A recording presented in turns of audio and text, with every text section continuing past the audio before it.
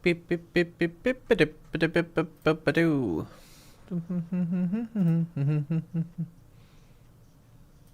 Okay. Why doesn't the chat show up? That's so gay and homosexual. It shows up there. And then the YouTube. Maybe there. Okay, it shows the chat here. Hello, everyone. Look at me on a schedule. Fucking unreal. You guys have no idea how hard it is for me to keep a schedule.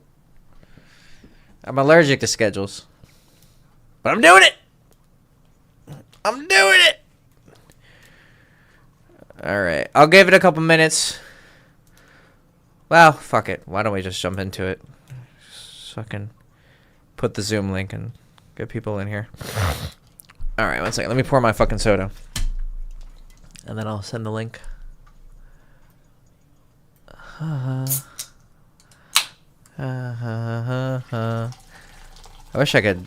Well, actually, there is music that I have rights to, actually. There's this artist out there, and funny story. There's this guy who I found his music, like, totally independently. Wild story. Totally independently. And he's amazing. And I messaged him because I wanted to get rights to his music so I can use it. I've used it in a couple videos. And I ended up texting him, and he's like, how'd you get this number? And I was like, oh, your number was on your Instagram, your business Instagram. Maybe you didn't know. He's like, oh, okay, cool. I was like, hey, how much for the rights to, like, your music? And I was like, I sent you a text also, by the way, on Instagram. And he was like, dude, I know who you are.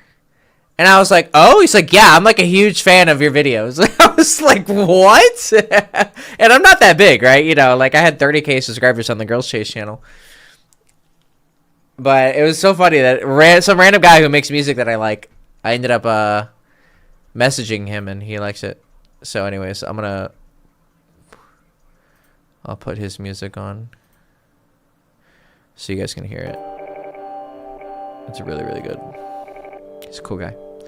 Very, very, very skilled, this guy. He makes amazing music. He's gonna be huge. All right.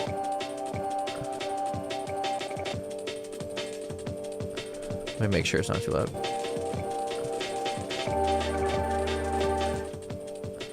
Let me make sure it's not too loud. No, it's not too loud.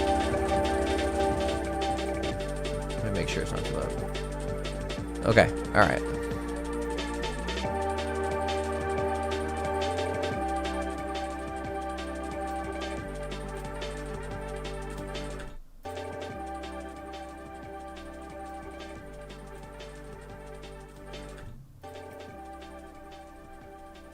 Okay.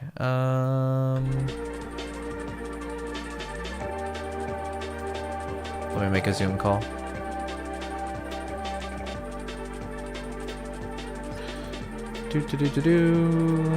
Okay, jump in here if you want to ask questions.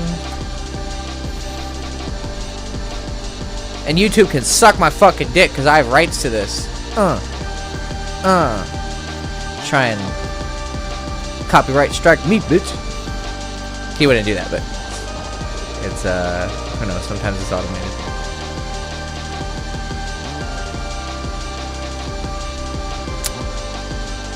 Alright.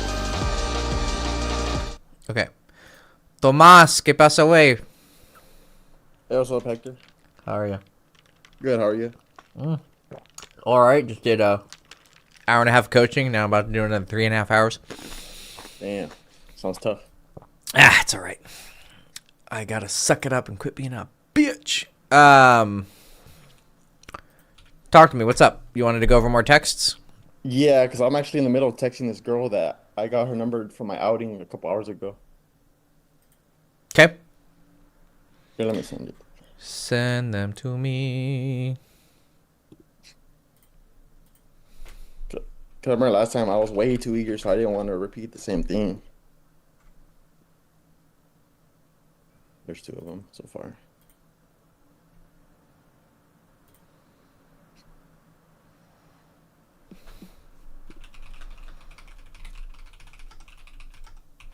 All right, sent him.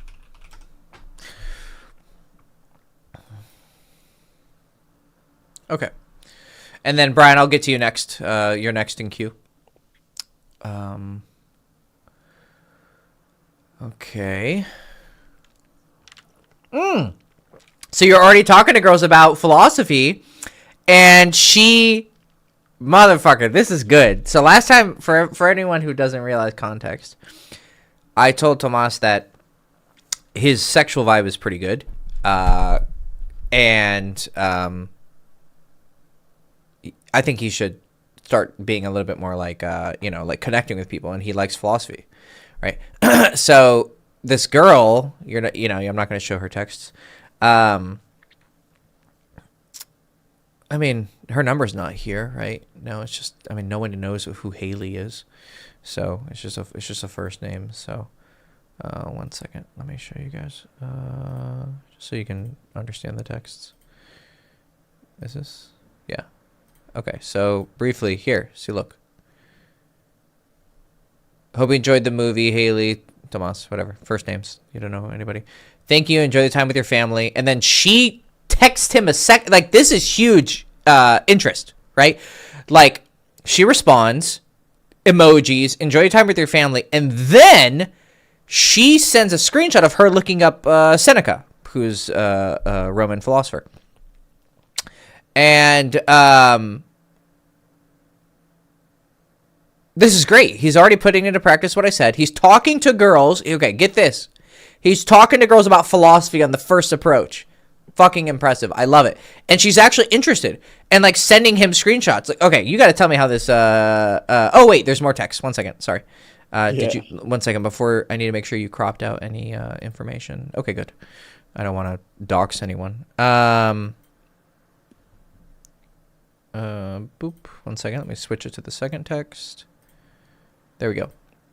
So is this the guy you're talking about? Yeah, that's him. That's Seneca's books. Any recs for which book to check out first? Definitely check out his essay on the shortness of life. It's so good. Also, I have an old copy of his letters that I can lend you when we meet. Okay, only slight thing here. When did you send this? I sent this like at 3:40. Okay, what time zone are you on? Pacific Standard Time. Oh, so it was only like 2 hours ago or an hour and a half ago, right? Yeah. So we're not even sure. So the only thing, my first instinct reading this, the only thing that I would maybe like say is that adding in that second part, I can lend you when we meet. This is a typical thing that people do, which totally is okay. Yeah. It's like you're like, oh, you're assuming you're gonna meet up, and then you're kind of like, oh, we can do this when we meet. It comes off like a little bit how do I say? It comes off a little bit presumptive, like I think we're gonna meet up, and it also can come up a little bit needy, you know. Yeah. It's not a huge deal. I'm not saying she's not going to respond. I think it's possible that she still responds. Like, it's just I would rather you just say, also, I have an old copy of his letters. Yeah, I only sent it because it turned into an incident and it was going really well. So I thought it wouldn't be that bad if I sent it, but I guess it still is. Because you already met. Yeah, like I got her.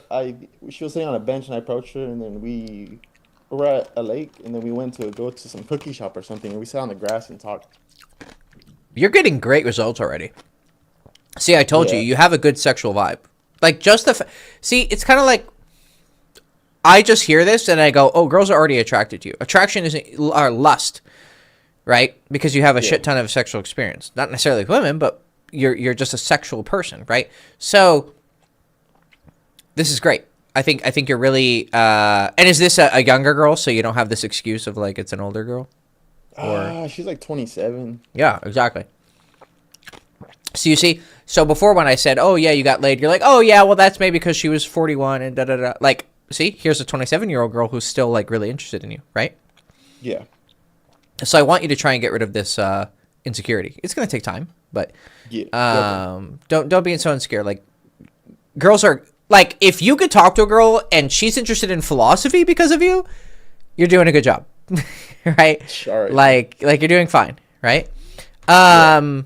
And it's really cool because the way you talk, you totally don't come off as someone who's an intellectual, right? Like I told you, like Yeah. you talk like, a cholo, but that's a good thing. Like you have a mix of like being an intellectual, but also not taking things too serious. I think this is a good thing. Okay. I think this is a really good thing. I think it's a great mix of vibes. Like you're not like some pretentious intellectual, like, oh well, right?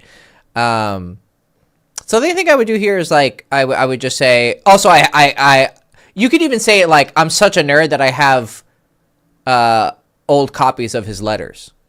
Oh yeah. Like phrase it as an interest of yours rather than here's this thing I'm going to give you the next time we see each other. Okay.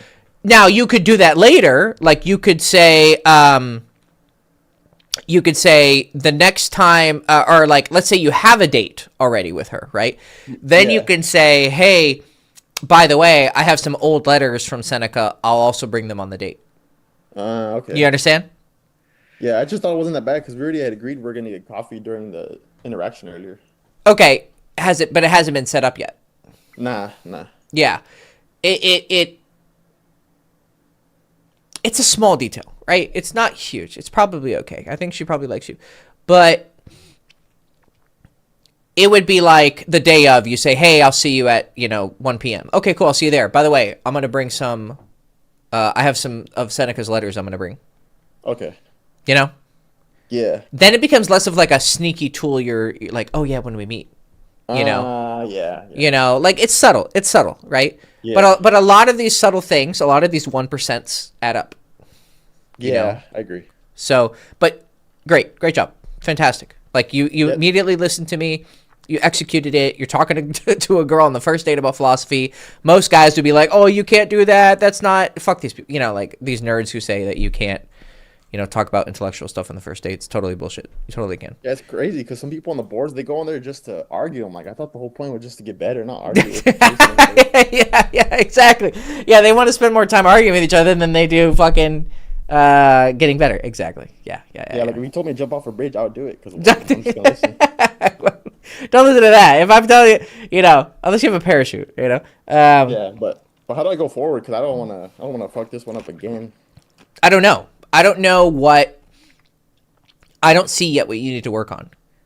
Do you understand? Okay. Like this is how I don't just I don't just say shit. Like when you came to me last time and you said, okay, here's what I encountered. This is what I encountered. This is what I encountered. I went, oh, okay. I think I'm seeing this problem. So I'm telling you, I think you just need to practice exactly what I told you to practice already. Like do more of this. Okay. But for sure, don't ask her out tonight, huh? No. Okay. No. You already in person suggested we're gonna get coffee, right? Yeah. And the date was today. Already, right? Like the incident was today, right? Your first date. Okay. If she responds to this, Yeah. and especially if she's like, okay, cool, that sounds great. I don't think it would be a bad thing to be like, awesome, when would you be free to meet? Yeah, because last time you told me that. Last time I did it way too quick, so I don't know. It depends. Okay, the reason you did it, no, the thing with the black chick. No, the one with the girl, she was the scheduling issue, and I was like, oh yeah, so when you free? Okay. Do you have that? Send that text again. I'm gonna show people. Yeah. The difference. All right then. I'll show. I know what you're saying. Right. I know what you mean. It was confusing for me too when I was learning. I was like, wait a second, what the fuck does it matter? There's context. Yeah, that's why. But okay, let's see. Let me find that. Okay, I'm gonna have to send it back to myself. Wait a minute. that's fine. And then Brian, I'll get you in the next like 3 minutes. I'll just finish up here with Tomas.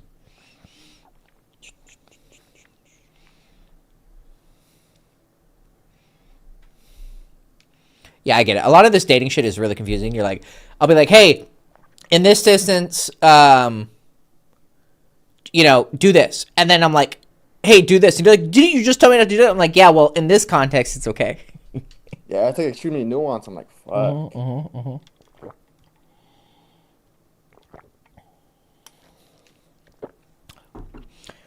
Make burner accounts just to argue with people on the forums. Yeah. Yeah. Some people just like to fight. It's like people would rather fight than just get better. That's stupid. Yeah, it's stupid. It's stupid. There you go. You keep things real, man. It's dumb. It's stupid. Little mamadas. That's stupid. Oh, hey, Mr. Samsung SMS9. I'm just going to call you Samsung. That's your name. That's your name. Oh, I love it. You need to introduce yourself to girls as Samsung. This is going to be great. All right. I'll get to you after Brian, and then you have. So I'm going to finish with Thomas here, and then I'll get to Brian, and then I'll get to you, Samsung. That's great. I love it. Did you find it? Oh, it's up. Okay, 1 second. Yeah, I sent it. Okay. 1, 2. Okay, it's just a first name, no phone number. Let me make sure. Again, I don't want to. Oh, there's a coffee place. Let me just mark that out.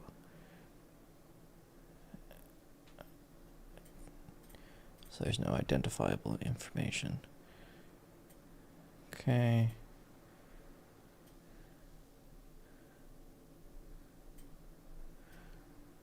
Okay. 1 second. I fucked it up again because I'm retarded. Okay. It's blocked. So let's share it. Ding dong ching chong. Okay. All right. So he sent her a text. Nice to meet you. She said likewise. There's a coffee place not too far from where we met. I'm free after 4 p.m. What about you? This is not the black chick. That's right. Let's your schedule actually maybe later this week. That works. What's your schedule like? Okay, the reason it doesn't work here is because, okay, you went on this instant date with a girl today. She said yes to the date. So far, it's a yes. Okay. So showing interest in an already yes isn't like needy or like eager because she's interested, right? Okay. But here she flaked on you. And it was a very like weak flake. If she was like, hey, sorry, Thomas, I got caught up. I totally forgot that I had this fucking, I don't know, dick sucking session at 7 p.m. Like, you know, let's, you know, can we reschedule? Yeah. If she had like explained that she's, you know, sucking dick, it's okay. But here, she's not even telling you she's sucking dick. She's just like flaking on you. So that's already a negative. And then on top of that, she's just like, maybe later this week? Like, it's not like, hey, let's do it this later this week instead. So all of these things make me, they show she's not that interested. So what you say is you just go, yeah, sure, we can figure it out later. Yeah. Like you push it off. Yeah. Right? Because she flaked. And because she flaked in a very weak way. But this girl, you went on an instant date. After the instant date, you know she's still interested because she's double texting you. Like she double texted you, bro. That's the opposite of what this bitch is doing. Or, you know, the Tiffany did. Yeah. Right? So when you see high interest, you can reciprocate with high interest. Yeah, so actually you saying I can bring these letters on the date isn't so bad considering how interested she is. Yeah. I still wouldn't do it. Like I would just say, oh, you know, and I'm such a nerd, I got these letters. And she'll go, oh, that's so cool. Yeah, that's awesome. I'm definitely going to check it out. Then you go, yeah. Also, by the way, when are you free for that coffee? Like take advantage when you have wins. This applies to everything in seduction. Like if a girl's super into you in the first 10, 15 minutes, like if she's all over you, get that bitch home. Like immediately. Like, Damn. guys will be like, "Oh, I need to wait." No, like the opposite. The more a girl likes you, the harder you should reel in. It's the same principle in sales. When someone's Yeah. interested, I've lost sales this way. When someone's interested, you ready to buy? Yeah, boom, get the money. Yeah. Don't sit there and talk your way out of pussy.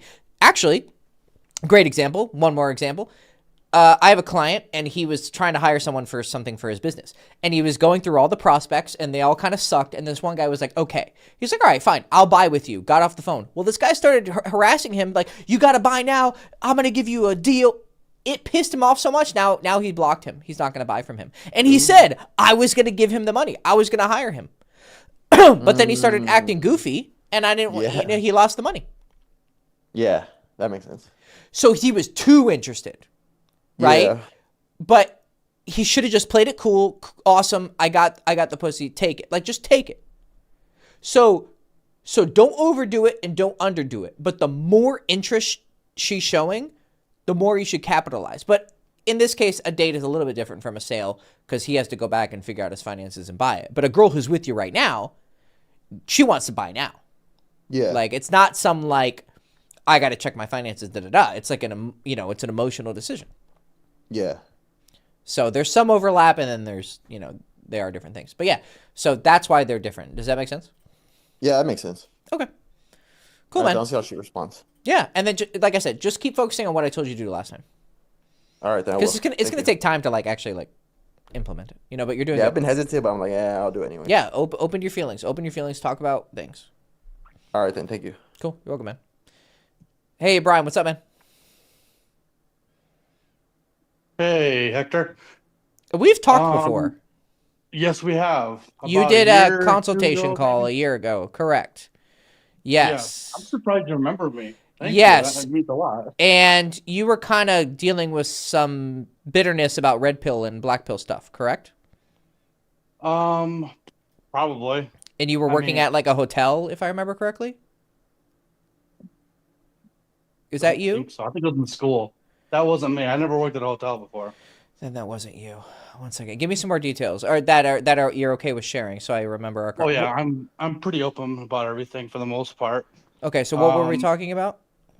so at the time, this was like a year or two ago, I was kind of fresh out of a situation where it was an abusive situation with an older woman who I lost my virginity to. Oh yes, yes. Now I remember.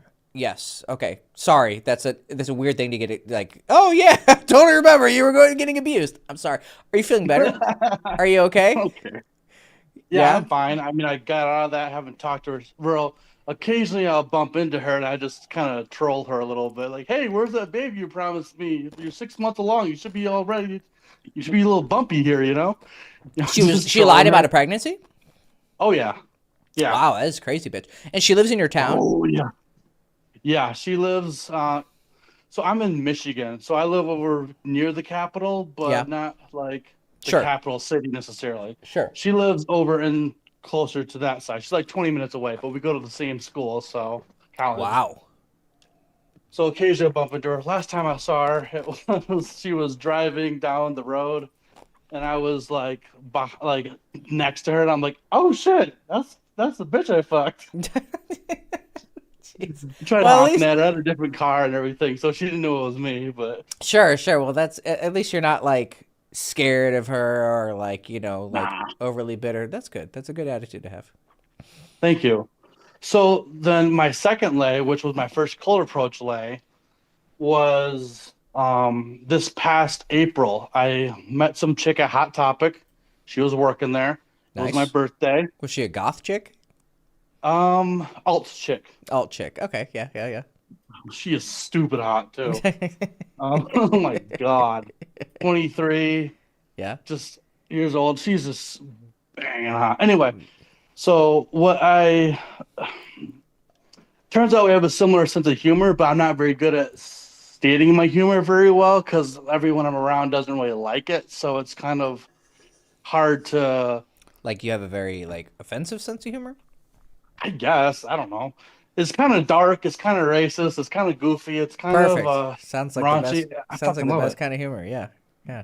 I agree. Yeah. I agree, but it's kind of matter of fact as well. It's like, well, good Yep. job, or Right. whatever. Right. So I don't want to go on the story for too long Sure. because I have questions to ask you. Sure. But to give you some context as to where I was at the time with cold approach, I was nervous to talk to her. My friend was there with me as well, but my friend who's a she, but really is a they them, kind of one of those situations, Sure. An gave Apache me some space helicopter. to talk to the girl. Yeah. And I was, so at one point, she, uh, in the conversation, which was, she's hard to talk to, she's very quiet, but she'll answer questions if you ask her stuff. It's just she's not very good at conversation, which I struggle with that too, especially small talk. I hate small talk. You should work on that. So You should work on that. yeah, I know, and I'm trying to figure out how to do that because it's like I don't know what to say. And are you on the spectrum a little bit? Yes, I am. That's I'm right. on the Asperger's side of the spectrum a Yeah. little bit. Yeah. Just the social side. Sure. Yeah. Well, at any rate, I ended up saying, "Hey, I think you're really pretty. I would love to take you out sometime and get to know you more. Is that something you'd be interested in, or something like that?" And she laughed and was like, "Oh shit," like he's hitting on me actually, Oh, type okay. of Yeah. that kind of thing. Um, and she says, "Well, I mean, I have a partner," and I said, "Are you polyamorous? Like you look like you use a second partner." I mean, if anyone's going to be poly, it's going to be an alt chick working at Hot Topic. But I yeah. know. Yeah. It's not. It's So not a anyway. horrible guess. Sure. So she just started dying laughing about that. And Okay. so then she turned back to me and I said, "I think you need a second partner." So Uh-huh. she said, "Wait here." She grabbed her phone and from another room, I punched my digits in, sent myself a text. I'm not stupid. Been down that road before. Okay. And we hit it off well. First date came about 5 days later. So wait, did she confirm? Because I'm not into the whole dating girls with boyfriends. So did she confirm she's not monogamous? So I asked her on the first date why she's on a date with me when she has somebody else. Sure. He said it was pretty much a dead end situation. She said, but So were they still? So when she says they partner, weren't talking. oh wait, they She weren't wasn't in a talking. relationship with somebody. Oh, she wasn't. Correct, but I don't know why she said it. Maybe because she still liked the guy at the time. I don't know, Okay, and so was hoping she for wasn't something with more. him. Correct. Okay, you're good. You're good. Okay. So on the first date, we go to a park after we got some tea, Okay. and I ended up like, and this might be a little bit TMI for the internet, but who All right. cares? I All figure. right. I like it. But I said to her when we were walking to this bench to sit down, which it was previously flooded, so it was kind of all full of sediment and shit, so we didn't want to sit down. I said, "Let's not sit here, but you look really pretty today." Like, and I told her before the date to wear something cute because I wanted to show her off a bit. Okay. So I asked her, what did I say? "Hey, I would really like to kiss you. Do you want to kiss me?" And she said, "Sure." I'm like, "Oh shit, now I gotta do this." Why is this TMI? Well, I'll get there. Oh, okay. Okay. So we ended up starting making out, and in the middle of this park, toddlers are walking around and shit, and ended up finger banging her right there in front of everyone, and she was totally into it. No one's actually watching, right? Like you're being I don't know. They were sneaky. gone by the time I quit. So, so I don't know if they were watching or not. I assume they were. Like it's just There was some people, moms there. just like everyone walking by. There's like 3 toddlers and a mom there. I mean, they're not like right in front of you, right? Like, No, not directly, but we were they're off in a the little area. ways, They're but in the area. They knew where we were at. Okay, but you weren't like, yeah. I mean, I definitely. Yeah, I'm not trying to get you arrested, my friend, because that's. I mean, as Oh, I know. nothing's like coming out, like you're not like indecently exposing yourself to people. I hope, right? Oh hell no, we weren't doing that. It was Okay, through her- okay. it was You're through just putting her, your hand down her phone. pants and okay. I mean, Right. yeah, I would definitely be careful with that. Oh, yeah. Okay. but you Yeah, no, all I right, get that. okay. Be careful. This was a Um, secluded park, so it's not like there was like okay. a bunch of people around. It was fairly secluded. I get it. I get what you mean. Like, there's people in the area. They're not literally sitting in front of you, and you're not like doing. That would be No, weird. they're not like Okay. watching with popcorn in their hands or anything like that. Jesus Christ. Okay. Okay. All right.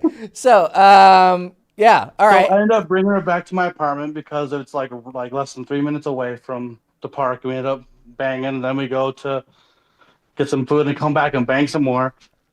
All right. Um, which was great. She wasn't wearing any panties. I'm like, oh, I love this chick. So it was very She knew what she wanted. That was clear. yeah, If she showed up to the date with no panties, she was like, I've had that before, where a chick showed up, we had a date, took her back, and I go to reach down, and she's like not even wearing panties. I'm like, Jesus Christ! Like, this girl 100% knew what she was looking for. yeah. Okay. So then we went on like a series of 4 different dates throughout the month. We went to a BDSM date of some sort, some party like that or whatever for the second date, which I know is a lot. Like you're passing her around and you're fucking other girls who are at the party, or like what's going on? No, this was my first BDSM event that I've ever gone to, and I wanted to take her with me. Was it like a workshop? I don't know. Like, It was not a workshop. Um, it was an event where people were getting frisky. It wasn't like it not a wasn't a sex swingers party. party or anything like that. It wasn't that kind of party. Okay. People had their partners, and we didn't stay long enough to see what really was going to happen. It was like 9 o'clock, and I wanted to go back and fuck her, so I did. I mean, yeah. Yeah. So All right. anyway, but it was kind of a interesting little event we went to for the second date. But so lo and behold, around somewhere in May, she decides that she doesn't want to move forward with me and wanted to. She wasn't clear about this and right off the bat, but like after she decided she wanted to move forward with me, I was kind of, hey, give it some more time. I haven't seen you in 3 weeks, or whatever. Which that's obviously a red flag, I realized. But she was getting promoted to a new position in a new job area, Wait, and so she wanted to let kind me of be make sure I acclimated. understood.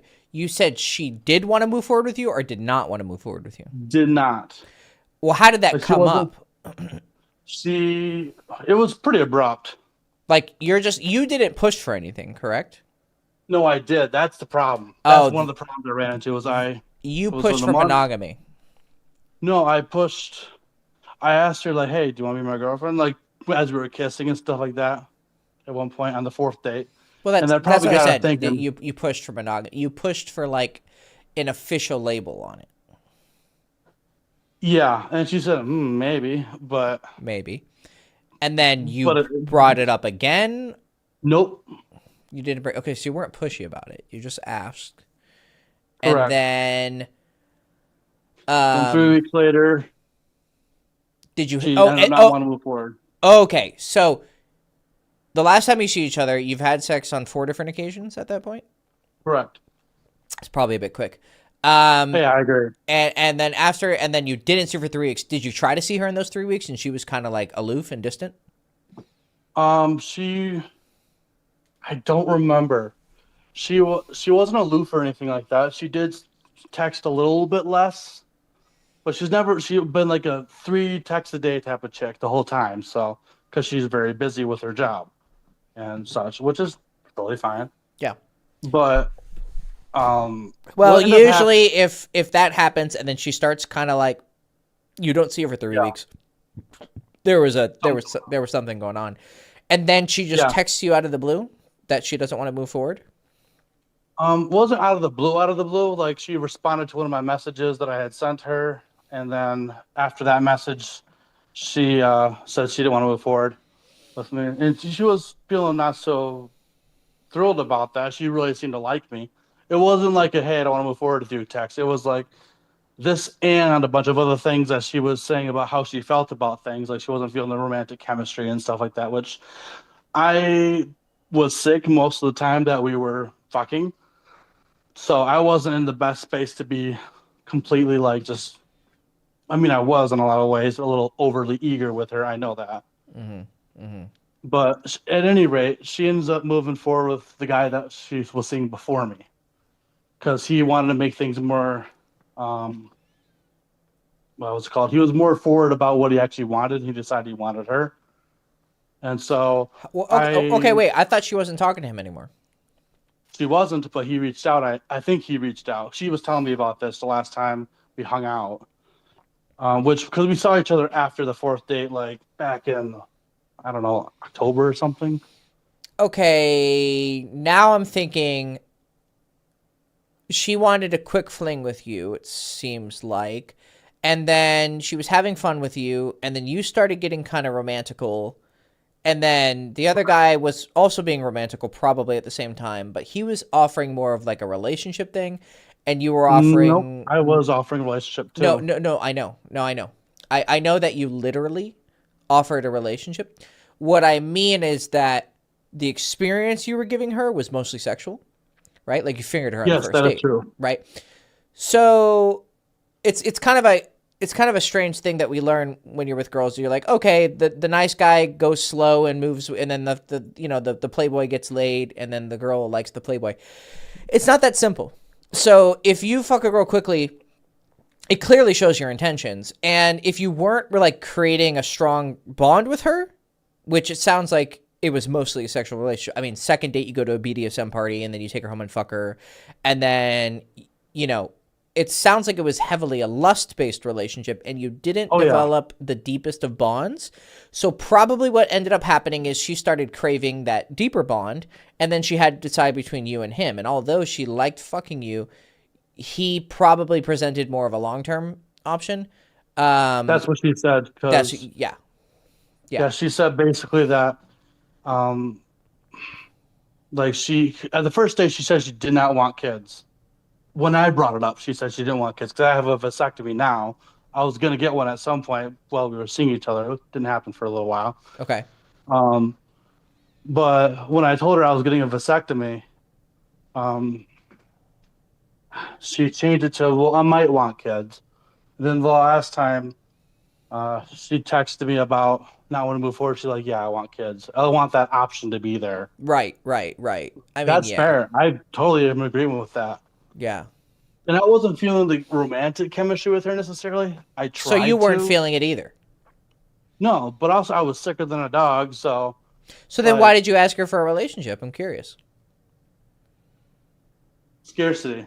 Scarcity. Good, good, good. At least you're honest. Yeah, you just Yeah. wanted consistent pussy on lock. You wanted it to Well, but be also like, I wanted to know her more deeply too. And I mean, I'm not functional at 9 o'clock at night at that sure, point. So, sure, sure, sure. I think, yeah, I think what's going on here is, uh, we gotta clearly there's something you're doing right with your you kind of have a similar situation to Thomas. Like I mean, if girls are like showing up on the first date without panties, there's something about you that's like giving a good sexual vibe. Um, but you're and I don't having know true. what that's about. Cause keep going. I think, I think this is related to your Asperger's a little bit. You're quite direct, right? Oh Because yeah, you have Asperger's. Well, that she likes direct, that. yeah, exactly. Most girls do, right?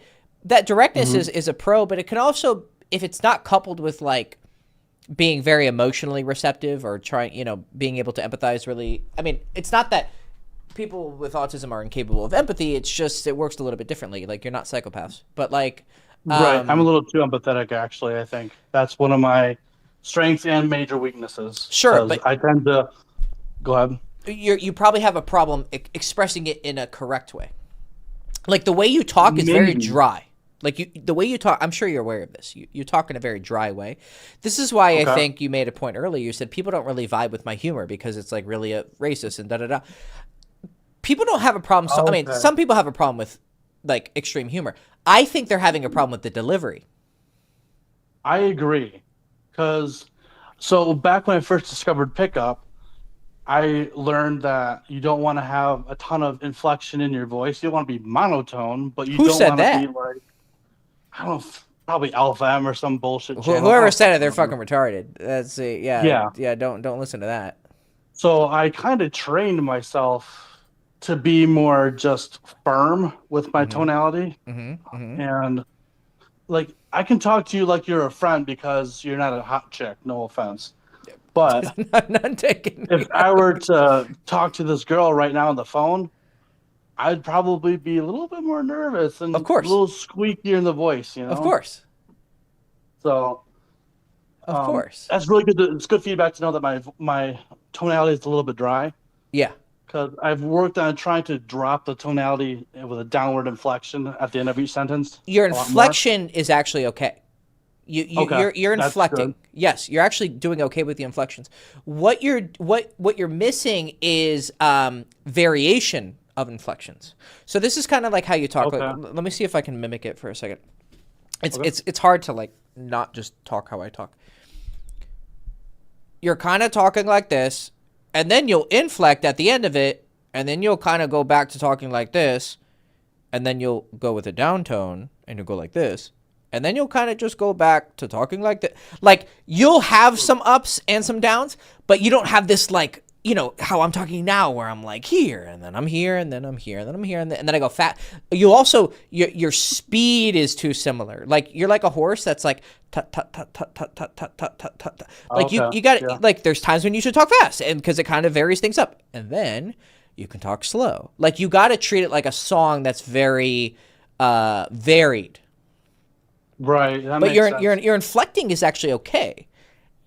That's good. Good. Yeah. Um, you were fuck. You were saying something about. Oh, I know. So the one of the reasons why I think I dialed back on my expression, Mm-hmm. tonality wise, Mm-hmm. has been, and this is something I think I trained myself to do, Right. is because I'm very intense and I can see I that. can overwhelm a lot of people, I think. Yeah, I can see So I've that. had to really dial myself way back and dull myself down a lot. I think at least that's kind of my story I've been telling myself for a number of years. It Now I'm kind sounds of true. trying to just break out of that now. Well, so probably you were too intense, right? And Oh yeah, so then you probably went like this, and then maybe you've gone too far on the other side, and then maybe kind of yeah, like go 25% a little more intense or 50%, but learn right, how to like there. You don't have to be anything all the time. Like, you could be really chill all the time, and then let's say you see something funny on your phone, you're like, oh my god, and you start like being really loud and laughing, and it's like, whoa, holy shit.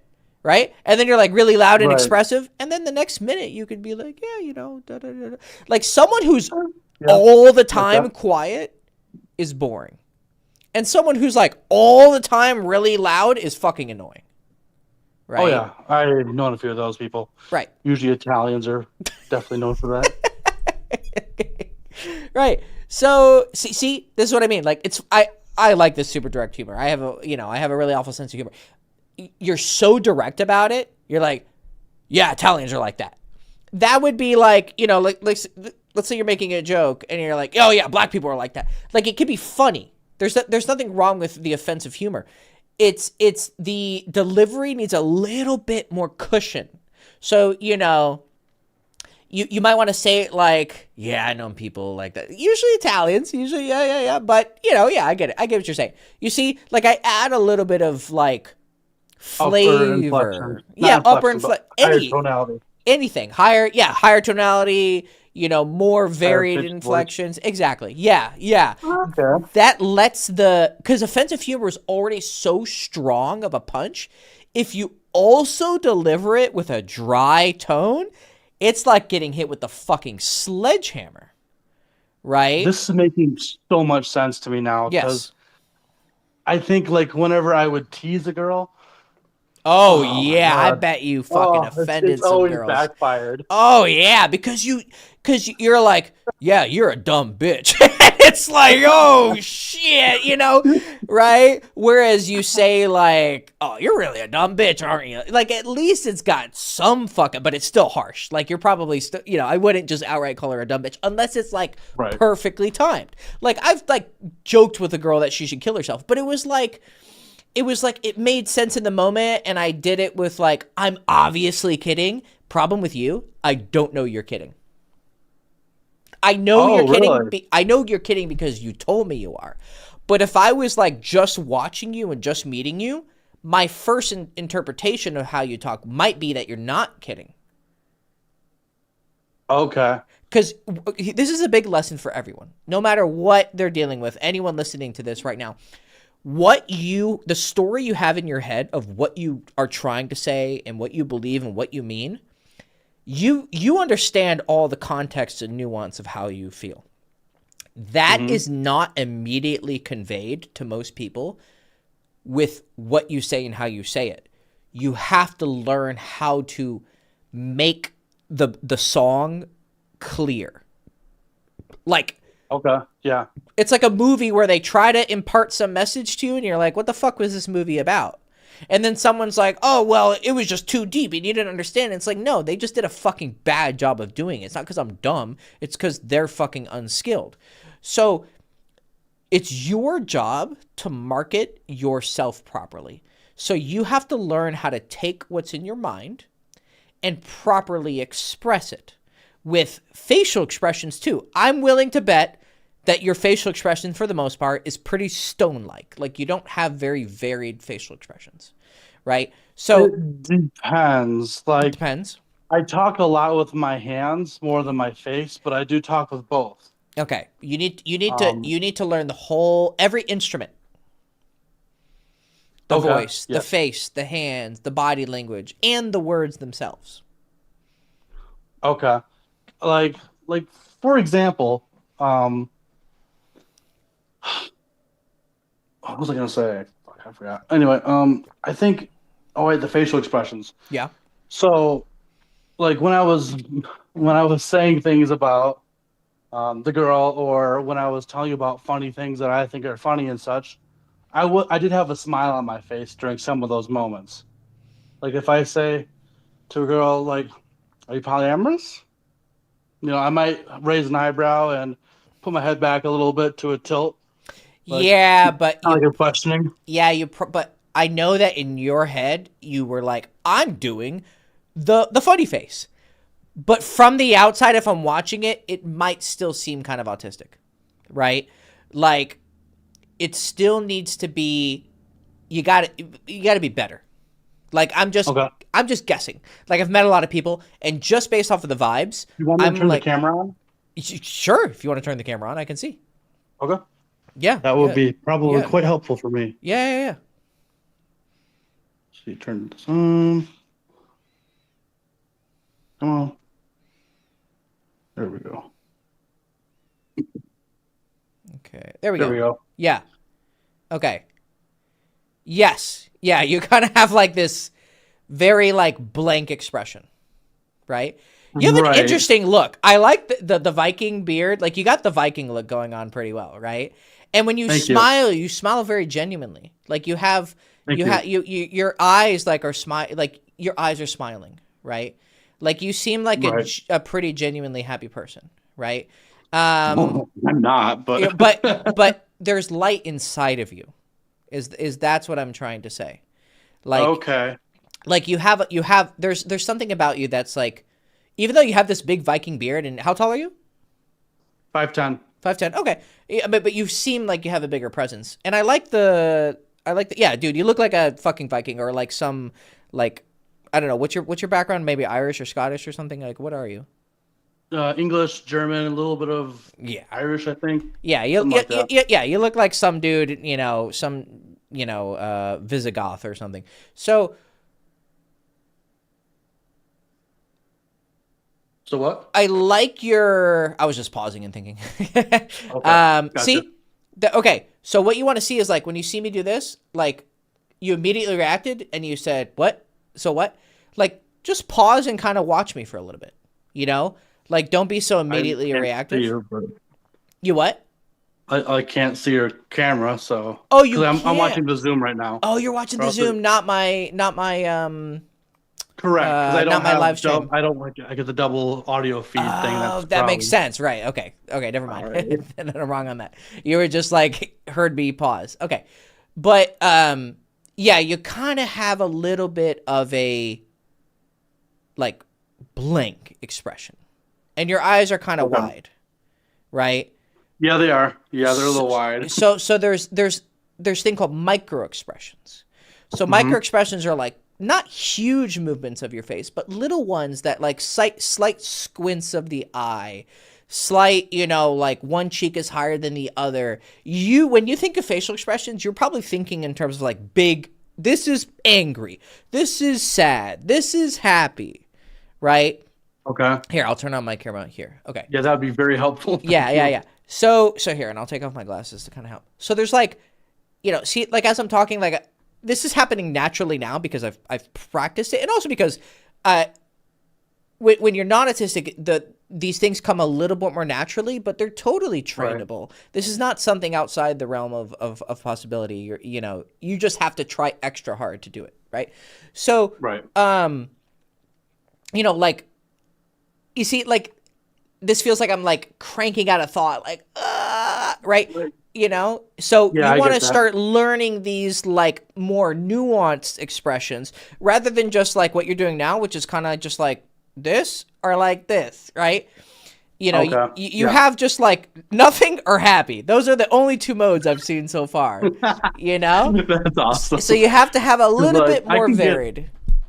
Okay. 'Cause I'm a little bit hesitant to show that other emotions like numb feeling, sadness, or anger, because I know that anger can be very scary to a lot of people. Of course. But, no.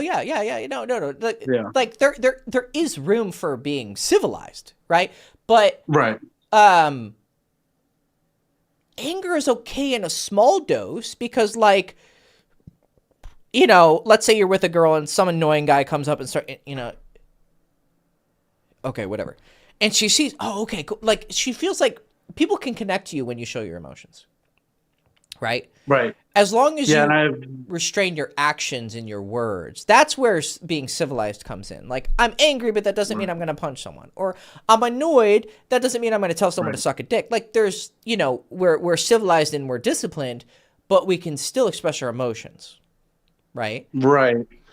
I know that whenever I had to work really hard to dial back my emotional intensity about everything because I take medications that really help with that, that give me a quality life I would not have otherwise because I was very untamed without anything on board, and it scares me. So I've learned to kind of dial back the amount of emotion that I distribute amongst people. Sure. Because it's just very... It's overwhelming for me. It's overwhelming for them, and I'm just like, is this even worth it? No. And I think that was a good decision. I think it was a good decision to right. And I'm not trying to shoot you down by any means. I'm just saying like that's a habit I've built that I'm trying to unwire a little bit more now. And that was fantastic. That was very beautiful. I didn't think that you were like shooting me down, but that was beautiful that you were able to recognize the potentiality of disagreeing with me and then clarifying that you're not disagreeing with me, you're just giving clarity. That's a very even people who are not on the spectrum have trouble expressing that empathy in real time, right? So great job. Thank you. Yeah. I've been in therapy since I was like 8 years old. I'm 31 right now. So hey man, training works. If you know what DBT is, it's basically CBT therapy, but it has like the emotional regulation tactics and stuff in there to help you kind of get through life a little less rockily. Oh, cognitive behavioral therapy, but different. It's called DBT. The one I took. It's for people with borderline personality disorder. I don't have that, but it was designed originally for people who have that. Okay. Interesting.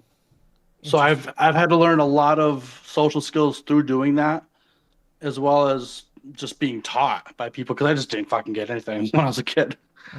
Or a teenager or any of that. And I'm still learning, but as everyone else is. So the other thing that I've gotten friend zoned a lot in my life, and I don't know if that's because I exhibit a lot more empathy than I probably should for certain people. Like I tend to validate people's emotions a lot because I've just been in therapy. That's all I know. Right. And I don't know what else to do with this, so I'm sure that's your experience. Great. I mean, I'm very diplomatic. Yeah, it's not okay. So the difference between a diplomatic nice guy and a diplomatic sexy guy is nuanced, right? So it's not a Because most people, what they do is they go, oh, I was a nice guy for so long. Let me be an asshole now. And then they actually see some Right. results. But what they're seeing isn't the fact that they're an asshole that's being attractive. It's the fact that they're not demonstrating weakness. I mean, they are weak because I think evil is weak. But like they're at least Right. signaling some sort of a strength through them not being a slave of their empathy, right? And also they're demonstrating self-respect. Like there is a moment where like if someone's being an asshole to you and you go, okay, well, I totally understand why you're being mean to me. No, that's gay, right?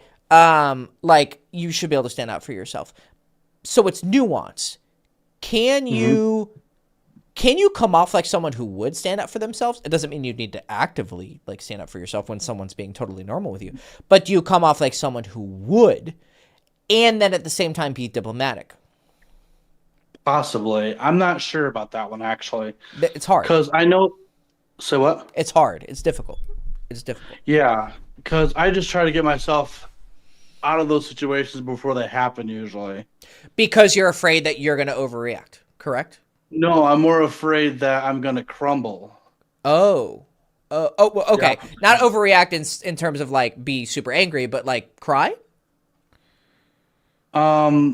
Shut down emotionally and get frazzled to the point where I'm not really sure how to talk in a way that is coherent, in a way that Yeah, yeah. makes sense to people and is establishing boundaries or Sure. anything effective. It's just like, Sure.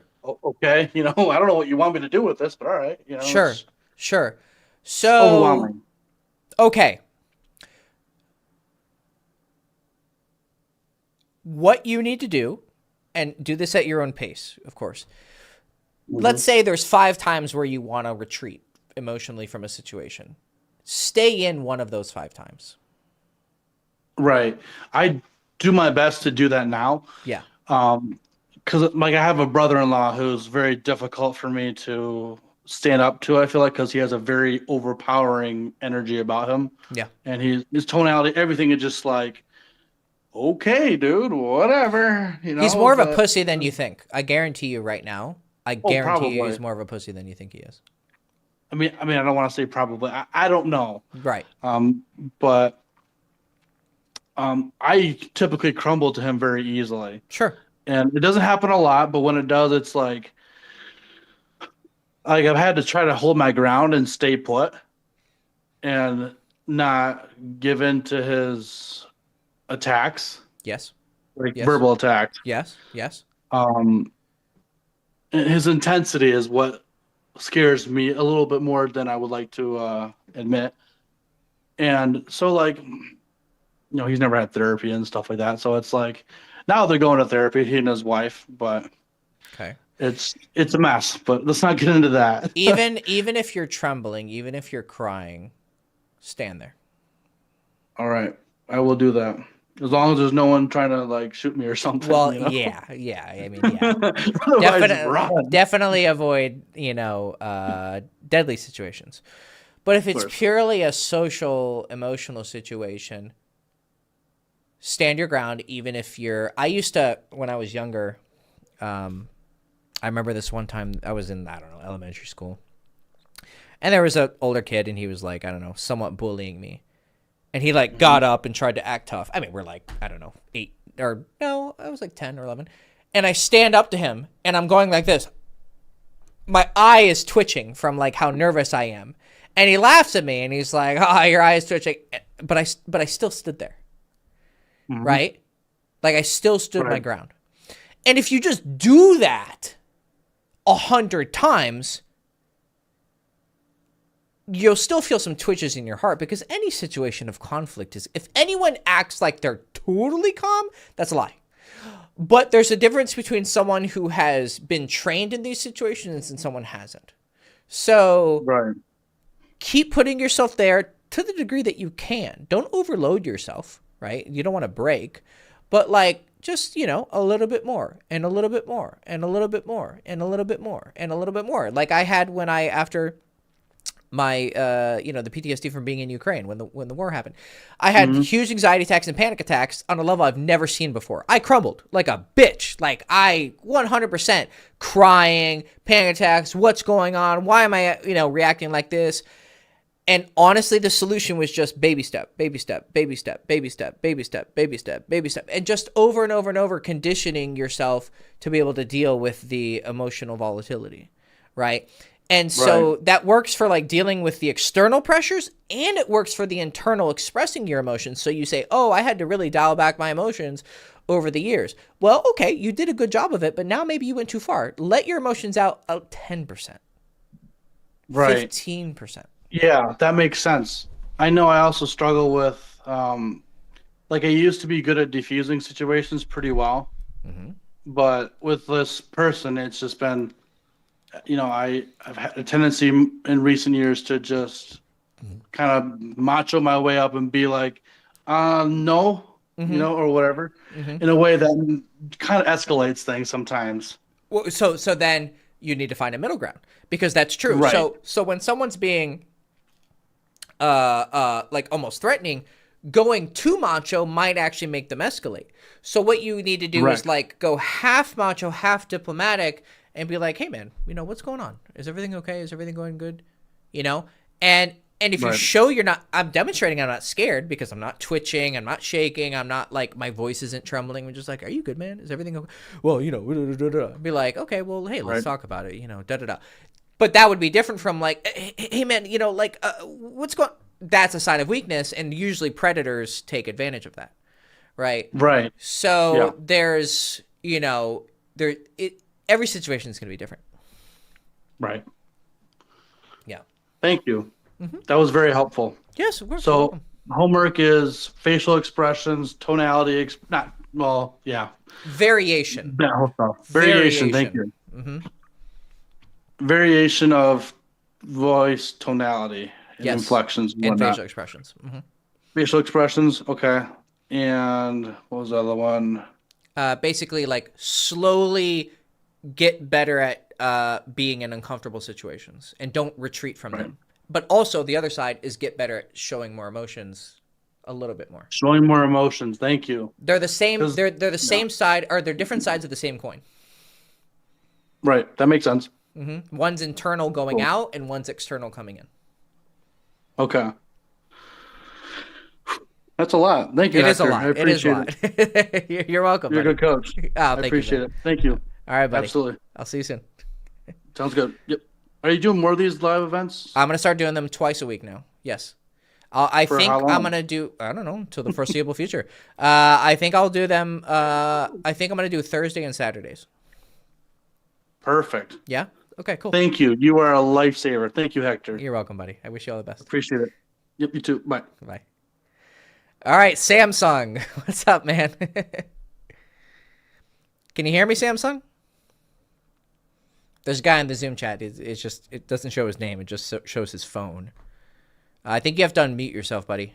So the audio. Oh, there we go. Hear me? Yeah, you did it. How you doing? I'm doing great. How are you? I'm good. I'm good. Two situations I want to ask about. Sure. Do you think you can bring your mic a little closer? I can't hear you too. I can't hear you too good. Can you hear me better? A little bit. A little bit. Sure. Okay. So two situations I want to ask about. So I went on a date. What was this? Do you watch baseball? Do I watch baseball? Not really. Not really. Okay. Okay. Did you watch Game 7? Of the Blue Jays and the Dodgers? Yeah, yeah. I don't know for sure if I did or not. No. Well, what happened? Pretty much it happened on the exact same day of the Game 7. Oh, okay. Just to Okay. kind of give you like, yeah, that's Okay. fine. Sure. But it kind of wasn't important in a way. So I went on a date. So I live in I spoke to you before. I was a former client of yours. Oh, well, Andrew. you should have started with this. Yeah. What's your name? Andrew. Andrew. Oh, is your last name start with a B? No, that's not you. No, with a P. With a P. How long ago did we talk? This was during, I think it started in COVID. I was the one who was struggling to approach. Andrew. 1 second. COVID. Was I still living in Romania? Or was I in Ukraine? Or I was in Ukraine? Maybe after. Shit, because I have a fantastic memory, but before? for some reason I'm having trouble here. I usually remember all my clients. How long did we work for? I think for a few weeks. Oh, it was a short thing. Yeah, I think so. Okay. It'll come back to me eventually. Like you'll say something and I'll go, oh yeah, I remember you. So okay. Sure. I mean, yeah. Hit me with the question. Yeah. So I went out with this Filipino girl downtown. Mm-hmm. I live in Canada. That's why, because I live in like the Toronto area. So that's why I was kind of relevant with the Blue Jays and whatnot, right? Okay. I understand. Yeah. So there's a lot of fucking parties and parades and shit going on after they won, right? Well, they lost. It's the Dodgers who won? Oh, wait. What is it? What? Ohtani is on Dodgers? Yeah. Shohei. Oh, okay. That's right. I understand. Okay, so they were fucking pissed. Okay, now I understand. So I went downtown with her. Okay. And initially for a week or whatever, I was trying to get her to come more closer to me. Like she was wanting to go closer to her, and then you were like, hey, go more downtown or whatever, and she was like refusing, or like she kept giving you alternatives that weren't so close? Oh, no.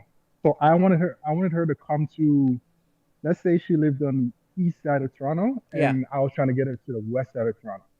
And why? And what was she saying? She was saying like, oh, like I'm busy. I'm working. I'm busy with work and things along those lines, and it's a lot of traffic or whatever. Which that part is true. It's very busy around certain hours of the around the city or whatever. Yeah. But eventually, I compromised and said, all right, let's meet kind of in the middle. Yeah. Which is like the downtown core. So we met downtown. So we were supposed to meet up at this market at 4 p.m. Mm-hmm. I came about maybe 20 minutes late, and she came like an hour late. Now, I wanted to go. You said she's Filipino? Yeah. Oh, yeah. That's totally normal. Totally normal. Oh, okay. Yeah. Being late as fuck is like Filipino time. Like, it's very normal. Okay. I did not know that. Mm-hmm. But, yeah, it kind of annoyed me a bit, but I was just like, whatever. Mm-hmm. So, and then I remember when I first saw her, she wasn't really dressed up all that much, like trying to dress to impress. Again, I was like, whatever about it. Mm-hmm. And I remember the facial expression she showed me was kind of like, I don't know, it's like weird or scared or nervous. I don't know what it was. When she first saw you, like her first reaction to seeing you? Yeah, when she first saw me. Now, well, how did you guys meet? So we met in the market. Like no, like sorry, is it online dating? Oh, yeah, online dating. Yes. Yeah. Okay. So that's why her reaction was that way. I mean, do you look similar to your pictures? Yeah, I look perfectly alike. I've never done no AI or anything like that. Yeah. And you don't have like really nice pictures that make you look better than maybe you look in real life, right? Well, I'm fucking shit at taking pictures. Okay. But that's okay. So then, I mean, how tall are you? About 5'7", 5'8". 5'7", 5'8". Okay. Well, you're still taller than her, right? Yeah, she's like Filipino. So she's like probably 5 foot nothing. Okay. So she has a weird reaction, and you don't know quite how to read it. Yeah, I just kind of played along with them. Like, okay, like how are you doing, and what's up and things like that. And we kind of had like general talk about like the Blue Jays, what's happening in the city, and her work or whatever, right? So at this point, the market closed at 5 p.m. I didn't know that because if I did, I wouldn't even come in the Sure. first place. So I kind of had to think quick and find. I went to like we went to a restaurant, Hmm. and it was kind of like a sit down restaurant. So I wasn't really, the sit down restaurants where like you have to see somebody in the front and A get a hostess. menu and things like Right, that. right, right, right, right. Yeah, yeah, it just seemed a little too formal. So I was like, all right, let's leave. So I went to kind of like a pub and we sat down. Yeah. And the kind of the seating arrangement in which we sat down, we were kind of think about like a rectangle room, and we're both in the corner, and we're Hmm. sitting across from each other. And my back was to the wall, and I was like 7 feet away from the wall, and then her back was towards the open room. Yeah. Okay. And to her right and my left, there was like a pool table with a two guys and two girls. I'm not too sure if they're a couple or not. And we'll talk. Well, honestly, I was the one who's talking, and anytime she'll answer a question or ask anything, it will be like, if I ask her how are you, she'll be like, oh, I'm fine. Oh, what about you? Like, that's pretty much what she did the entire time or whatever. Okay. Interesting. And then and then one thing I noticed, again, I try to ignore it, but like She kept when looking we at weren't one of the talking, guys at the who I was don't know if it playing was one. pool. Yeah, she was looking in that direction or whatever. I don't know if it was one of the guys. I don't know if maybe she had nothing to look at because maybe behind me was just a wall or whatever, and then she didn't want to look at me, so she looked there.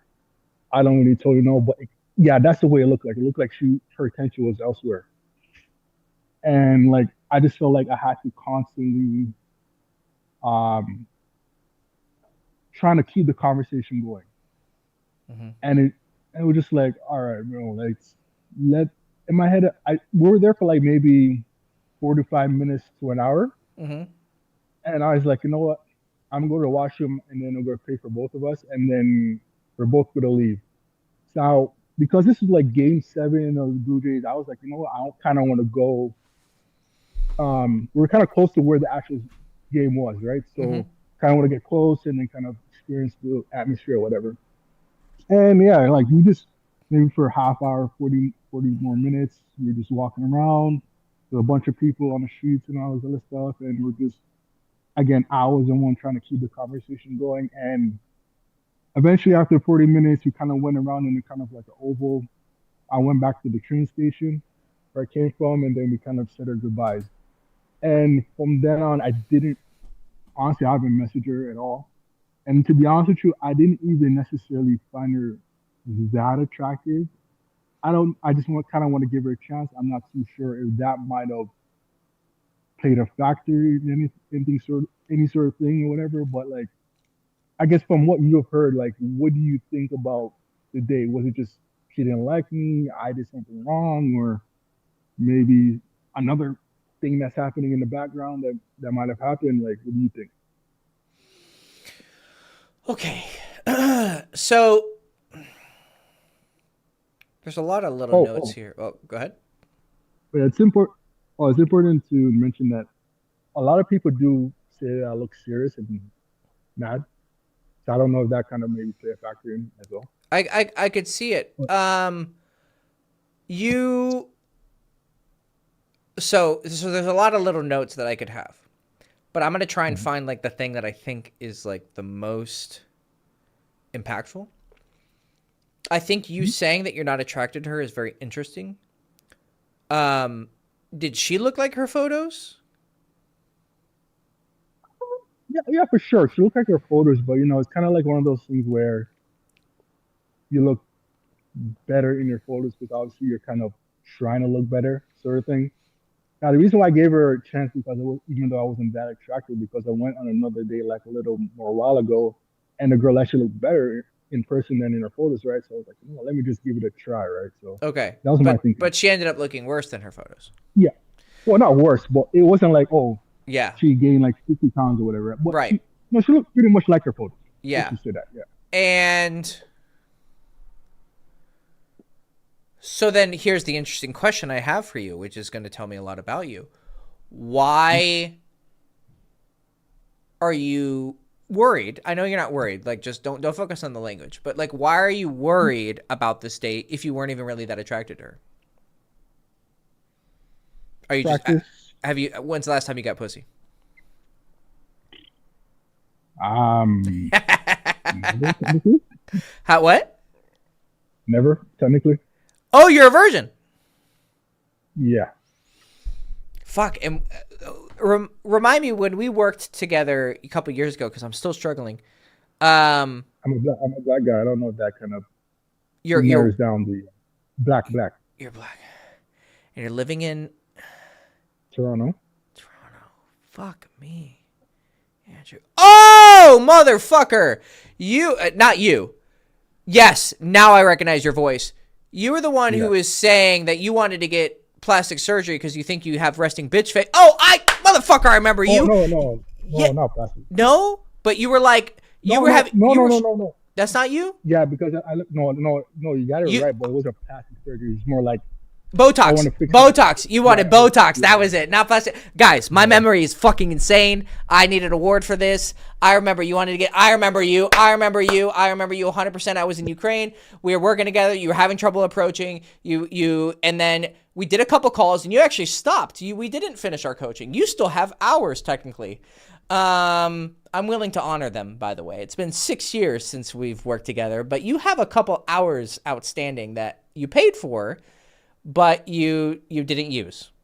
I don't remember if it was 2 hours or 3 hours, but I remember we only did 2 out of the 3, maybe 2, because you did the 5-week thing.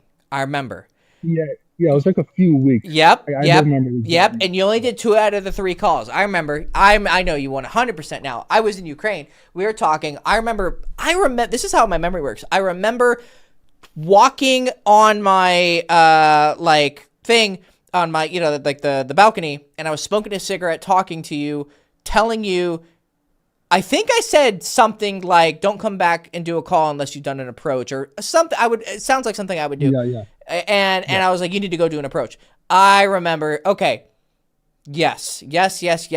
Everything. 1 second. Let me let all these memories download so I can understand your situation better. Okay. So, yes, you do look very serious. I remember how you look like now too. It actually helped telling me you were a black guy in Toronto. And then it was your voice though. You want to know the most memorable thing about you? Because your mic isn't really good quality. But now that I'm picking up on your vocal inflections and your vocal tonality, that's the most memorable thing about you. You have this way of speaking. I don't know if it's a Toronto accent or something, but it's like you have this like Eeyore. Do you know who Eeyore is from Winnie the Pooh?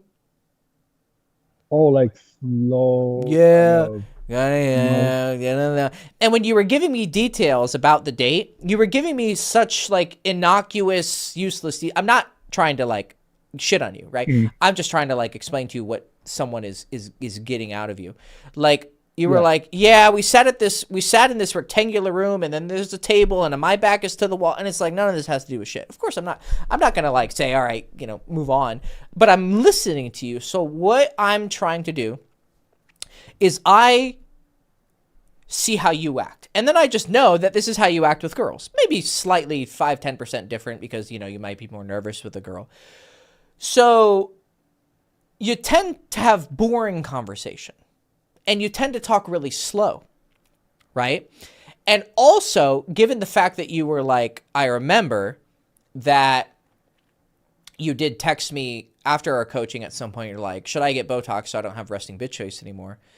The fact that your mind goes to these solutions is somewhat of an unwillingness to go inside, right? Or you're willing to go inside, but you just can't see what the fuck is the problem. Like you're just kind of blind to the problem. Either way, you need to change your entire way of thinking about this, right? So I wouldn't right now go on dates just for practice, right? Because here's the thing. You're such I don't think you're unemotional. I think you have plenty of emotions. I just think that there's something like blocking you from expressing them. And I don't know what it is. It could be childhood trauma. It could be unexpressive parents. It could be 10 different things, right? And it doesn't really matter too much. All I can see is that you have a certain lack of expressiveness to you, right? And you kind of just talk like this, and da da da da, and da da da da da. Like, this isn't exciting, right?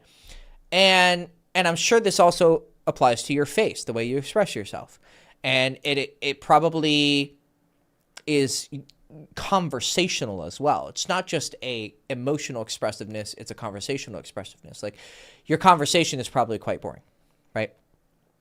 So what we have to do is we need to get some emotions out. Well, that's going to be really difficult if you're going on a date with a girl you're not even particularly attracted to, right? So I need you to, like, there has to be something that's going to urge you. So if you had to, like, answer me, if you had to give an honest answer and you really look inside of yourself, why are you so dead inside? I wouldn't say I'm dead inside, I guess. Why do you come off that way then? Yeah, yeah. I think, I was just thinking about this a couple of weeks ago. I think because I feel like my parents don't accept me Okay. in a way, in the sense of, like, for example, my mother is like a devout Christian, like Okay. Bible thumper, things along those lines. Mm-hmm. And I remember, I think I was about 15 years old. We were coming back from church, and my mother she turned around. This was unprovoked. I said nothing. She wasn't saying anything before. While she was driving, and she's like, Andrew, like, I love the Lord more than you. That's a weird thing to say. Yeah. That's a pretty fucking shitty thing to tell someone. Yeah, and like, okay, fine, but like, why would you tell Right. I'm an only child as well, too. Right. So it wasn't like I love one child over another, right? So Yeah. So that's like something like that, right? It almost, every time with my mother, it's almost like she has one foot in heaven, and she doesn't live her life. It's like, yeah, I get it. It's like, she's not even here. Yeah. It's all about the Lord Jesus Christ, things like that. And it's like, if it's like I don't go to church, she's complaining and things. It's almost like she doesn't look at me as a person, like, accept what I like, what my interests and things like that. Mm-hmm, mm-hmm, mm-hmm. And then my father he's definitely not no Bible thumper or anything along those lines, but it's like, I should be a man, and this is how a man should be, like, kind of like. And if as you say, like, a lot of people do, to say that I look unemotional or look angry or things along those lines, right? And then he always gets at me and gets angry at me for not showing as much emotion or whatever. Yeah, and overall, and also technically I have two half sisters, mm-hmm. But I live alone. Yeah. So, well, no, I live alone, but I live with my mom, me, and my dad, and my grandma. So pretty much throughout my entire life, You're still living with your parents? I was living alone for about 7-8 years. Okay. But I got red evicted or whatever, so I kind of came and stayed with my mom for now. Okay.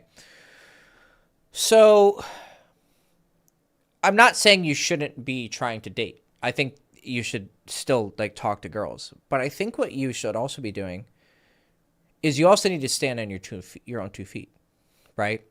So what are you doing about, like, work and in a job? Like, are you finding something more stable? Oh yeah, I have a job. Okay. Work at the airport, make average money, like. Okay. So could you afford your own place? Because you said you got evicted.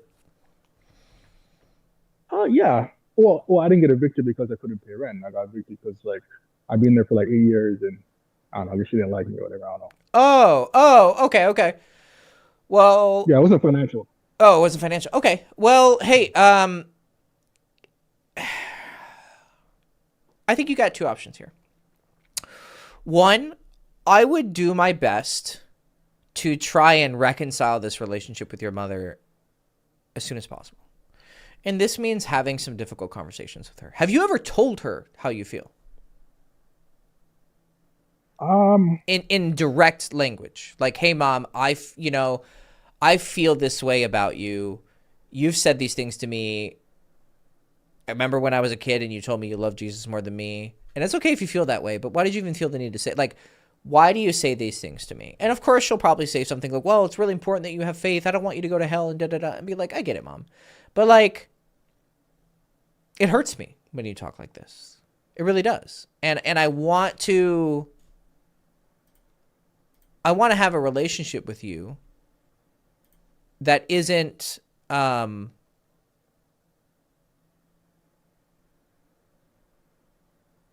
being actively, like, hindered by your faith. Instead, it should actually be helped by your faith. Like, you should love me, right? Like, you're going to have to, if she's such a Bible thumper, you're going to have to appeal to her through her religion. Like, just coming at her from, like, you know, I want you to love me, Mom, might not work.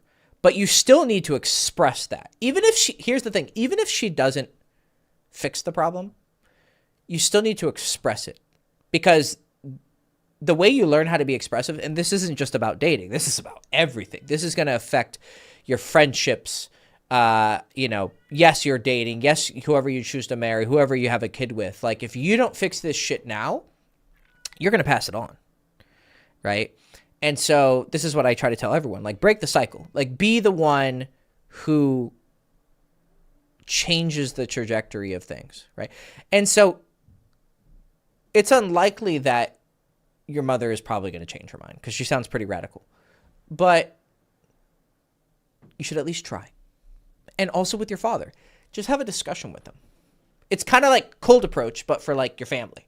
Like, I'm going to come at you and just say how I feel, right? And you're going to be as, like, calm and diplomatic as possible. Try not to get angry. You could express your emotions. Like, you can say, you know, it's always made me angry that you've treated me this way, and it's made me really upset. It made me feel unloved. And I just wanted to ask why, you know?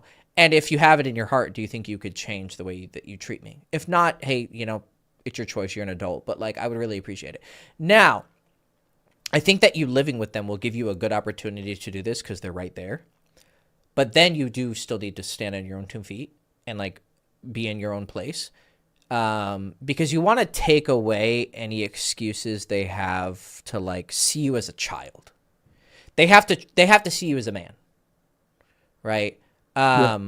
Even if you are expressing emotions from childhood, they still need to see you as a man. So I think that this is a good training for you. And this is going to extend into your dating life, right? Because there's something about you that's, like, holding you back. Like, when you say things, I only hear 10% of it. You don't say things with your full chest. Does that make sense? Like, in a scared way or in more, like, just restricted way? Like, maybe both. Maybe both, you know. Yeah. It's I'll, just. I'll say scared. Go ahead. No, I'll say scared. I'll say scared in sort of, like, romantic sense. Yeah, you're Because afraid of it's expressing kinda your emotions because you don't want to get Yeah. rejected. But You know, I wouldn't necessarily say rejection, right? Because, you know, like, like, for example, I played sports all my life. You know, you make mistakes, sure, you make bad decisions and whatnot, right? sure, But there's also a time where you can you know, make it up or whatever. Mhm. But it's kind of like with women, it just feels like if you make one slight mistake, it's like you're fucked. Like, you can't talk to that girl again. There's no feedback, right? It's like not a coach. Hey Andrew, like, you made a bad pass. You should have done this or whatever, and you kind of redirect your decision making the next time, right? So, well, I feel the thing is when we were coaching, you were never even approaching. I think you managed, like, 1 to 2 approaches. So I had no data to work on. So now that you have data to work on, I'm actually able to see your swing. Does that make sense? But I understand what you're saying about not just the coaching part, but if I fuck up, I lost. Well, if you lose a game, it's lost. You can never re-win a game, but you can just win the next game. Mm-hmm. So don't see it as a game. See it as a season. You're approaching each girl as a season or as a lifetime career. That's not how it works. Each girl is just like an inning or even an at bat. Like, it's such a small quantity compared to a career. These are just at-bats, or not even genuine at-bats at the game. These are fucking practice sessions. But you should swing 100% even in the practice sessions. So that when you do get to the, the first at-bat of the first inning, you hit that bitch out of the park. Not literally, right? You fuck her out of the park. But,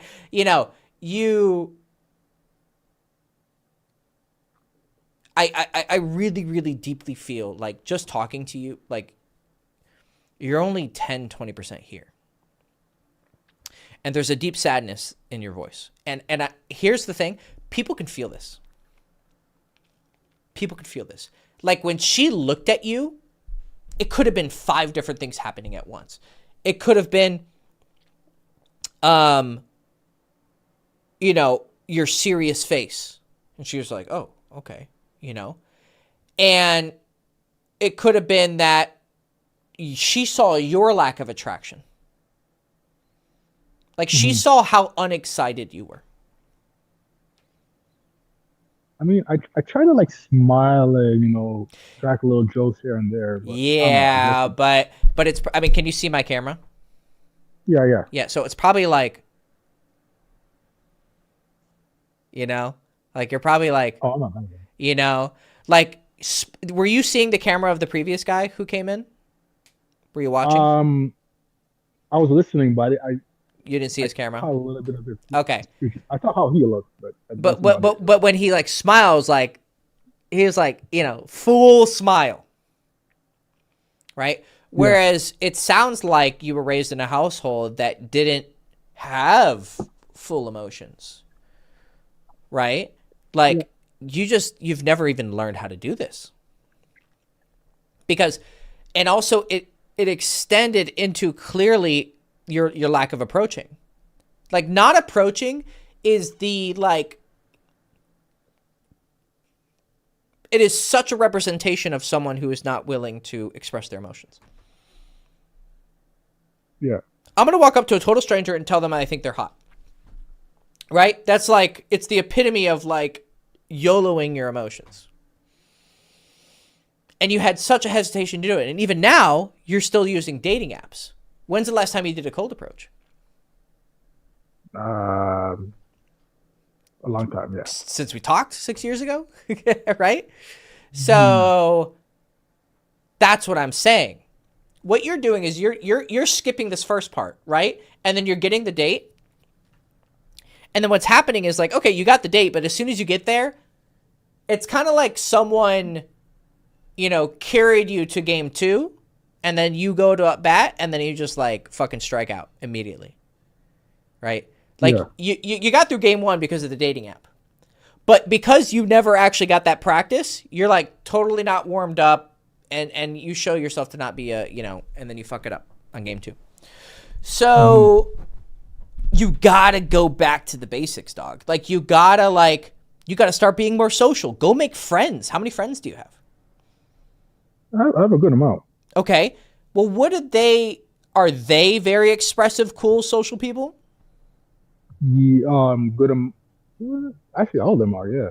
Okay. A lot of them are kind of optional. Okay. So why aren't you mimicking them and trying to learn from them and that's what I did. Like I would watch the people around me and I'm like, okay, how can I be more like this? Yeah, like I am, but I feel sometimes I want to be perfect. So it's like if I crack a joke and nobody laughs or not many people, fuck them. Kind of like that. Fuck them. Yeah. Crack a joke. Be awkward. Be cringe as fuck. That's where you're failing. You're so afraid of being cringe, you'll never get to the charisma. The cringe always comes before the charisma. Always. Yeah. Always. You're never going to be perfect, but you'll be good enough. And it starts with simple things like telling your mother how you feel. Telling your father how you feel. I mean, they still raised you and took care of you. So they deserve credit for that. Maybe they didn't do the best job, but they did their duty. Maybe they didn't do it with love, or maybe they did do it with love. They just are bad at expressing it like you are. You might not even know how they really feel deep down because they're bad at expressing it. They may have the exact same problem you do, which is probably pretty fucking likely. Even though your mom said a bitchy ass thing, like, I love, people say shitty things. She could still love you. Or no, I don't know. Maybe she doesn't. But like, at least try to cross the gap between you two and have like a conversation with her and express how you feel. And if she doesn't reciprocate, or like, she doesn't seem like you can, be diplomatic with her. Okay, you tried, whatever. I still love you. I still, I'll take care of you when you get older because you took care of me. It's your duty to take care of your parents and to love them. But you just make a declaration that you're not going to be like them, and that when you have kids, you're going to be different. Sometimes I feel like I won't even have kids. Motherfucker, you will continue producing sperm until your ass is like 80 years old. How old are you now? 32. Quit your bitching. Now, do I think you're going to get fucking the baddest bitches and this? I mean, there's probably a large gap between you and being a big pimpin'. But like, you don't have to achieve that. Just focus on your first fucking step. Why don't you just get laid first? And the way you get laid is you learn how to start expressing your emotions. And you learn how to express your emotions by doing things that require you to express your emotions. Approaching girls and giving direct compliments. Do 1,000 direct approaches. Excuse me, I saw you over here and I thought you were really cute and I want to come say hi. Okay, sorry, I have a boyfriend. Okay. And then you realize, okay, I need to say this with more emotion. And then eventually, if you practice, you can get to the level of like, excuse me, hi, I saw you over here and I just had to say, you look so cute and I wanted to come meet you. My name's Andrew. What's yours? Whereas right now, you're kind of like, hey, excuse me, I saw you over here and I think you're really cute and I want to come say hi. Like, no emotion there. Just practice step one. Yeah. I'm serious, dude. Like, this is what I probably told you in our coaching. Like, don't complain until you've done 1,000 direct approaches. I have a client. This is like my most interesting case. He's been working with me for years. The guy is the slowest learner you can possibly imagine. And he's not even on the spectrum. He's just a really sweet, cute little Asian kid who's a programmer. Very smart. He's just very unemotional. But he's not like depressed about it. Like you have like unemotional and then on top of it, it's kind of like depression. Like he has a perfectly healthy childhood. I'm like, do you have any traumas? He's like, no. And I'm like, happy for you, buddy. But at the same time, he's had no like big troubles in his life. So he's also kind of boring. Like he's just like, hello, how are you? Like just like white rice. Like he is literally just like a bland personality, but sweet, but zero sex appeal. Zero sex appeal. And I tried to work on him with this emotional expressiveness, right? Only now, after like fucking 3 years of working with me, is he really making some progress. And I'm telling you, every one of my clients, except for like maybe one or two, is a bitch compared to this guy. This guy is a motherfucking G. He will do approach after approach, and he will just get brutally fucking rejected. He'll be like, I did 8 approaches today. I did 10. I did 12. And I'll listen to his audios, and I'll be like, brother, look, you're saying like this. Hey, excuse me. I'm like, no, man. You know what we've talked about. Hey, excuse me. I think you're really cute. And I want to come say, like, give me some emotion, brother. And he's like, okay, cool. He goes out, does the same shit, right? So he's having problems expressing his emotions. But finally, he got to the point where he was actually expressing those emotions, right? But then he was expressing it in a way like, hey, excuse me, I saw you over here and I just had, and I was like, okay, now you're coming off like you're like overacting, right? There's got to be some like, and so but he's a guy who needs like a detailed programmatic explanation, but he's not autistic. It's like he's autistic, but not autistic. But here's the thing. This kid will fucking approach And he'll get burnt out. He'll be like, that's too much. He will do hundreds and hundreds and he'll do the same fucking problem or mistake every time. And I try to fix that with him. But this man does not give up. He does not give up. Hundreds of approaches, Andrew. Now, he'll come to me and he'll like have like this one time he approached this Ukrainian girl. And I could tell she was beautiful. I could just hear her voice. It was angelic. And she really liked him. And she was like, oh, hi, nice to meet you. Like, you could totally hear it in her voice, right? She's like, oh, nice to meet you, da-da-da. And he's like, do you want to, and he was like really nervous. He's like, do you want to grab a coffee sometime? She's like, yeah, sure. And then he said something stupid. He's like, well, if you really want to, you don't have to. And I was like, no, why did you say that? And that kind of killed the vibe. But the only reason he was able to get there was by doing all those approaches. Now, other people can learn a lot more quickly. They don't have to go through these mistake after mistake after mistake. I can't promise you how fast this is going to work. I can't promise you anything. All I can tell you is, dude, you need to be more like this guy and just do approach after approach. He has big balls. He'll get rejected after rejection after rejection after rejection. Do this. And also, talk to your, like, start small. Talk to your parents. Tell them how you feel. And and it doesn't matter how they respond. No, I was going to say, like, the Jamaican, so I don't know. Say that again? I said the Jamaican. Full-fledged, so I don't even know how Jamaicans don't exactly express their emotions and feelings. And your parents are Jamaican. Oh, yeah. I mean, this is pretty typical, like, any African country, any African, like, the biggest problem with black guys is that they always try to play this, like, I'm the cool dude, right? Now, they also can be really good at expressing themselves. Right? They can be really, loud and boisterous, right? That can be charismatic. But they also have this other side. They're either like really loud and expressive, or they're like, I'm really cool and I don't show any emotions, which is like their biggest weakness. Right? Now, they tend to do a little bit better with girls because there is a way that being cool can be cool, but there's a point where like being cool comes off really lame because you're like over restraining your emotions, right?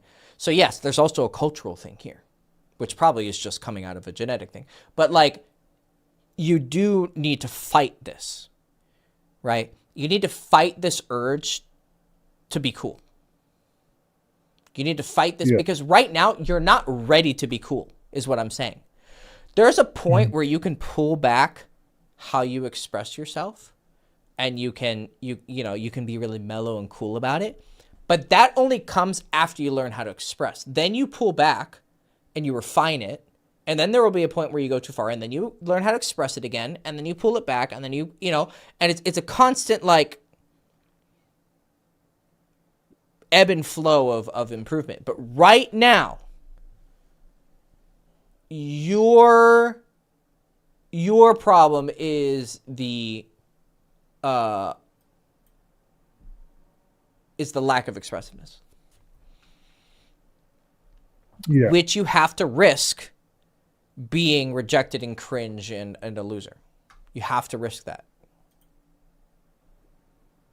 Yeah. And until you start doing this, you're going to be stuck where you are. Yeah. I feel so behind. I'm being honest with you. It doesn't. That doesn't matter. You just keep bitching. It doesn't matter. I don't care if you feel behind. I don't care if you're 32. I don't care. It literally isn't going to help you. Okay, let's say I told you you're behind. Yeah, Andrew, you're behind. What are you going to do with that information? Trying to fix it. I mean, yeah, like, are you like a fresh, you're 18 and you have, you have energy and yeah. Like if you're a fresh, like, mold and it could be more easily, yes. Like if we're taught things in our childhood or our formative years and our teenage years, it's definitely easier to teach you then. Usually. Yes. Right? Because we're impressionable. And we're still forming how we feel. Your clay has kind of dried and hardened. Right? But I don't see an alternative to just saying, okay, let me melt this down, or like, turn up the heat to like soften the clay a little bit, and then, remold it in the way that I see fit. Is it going to take longer than if you were 18 and, tried to learn again? Yeah, probably. But I don't see a solution here other than just fuck it, we ball. Yeah.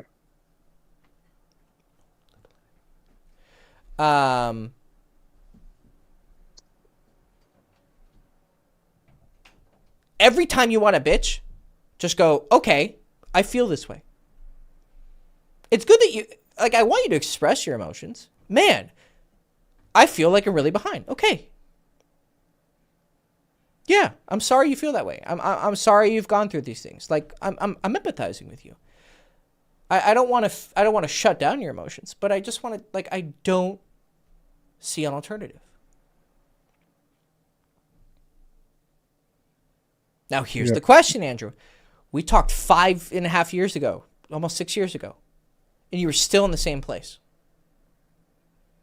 So are you going to sit here and wait another 5-6 years? I'll give you an example. I had a different client who I worked with him when I first started doing coaching. And he was afraid to do approaches. He would just talk to girls on Discord, play games, right? And he got in contact with me 5-6 years later, right? Because he got in contact with me in 2023. And I'd coached with him when I first started, 2017. And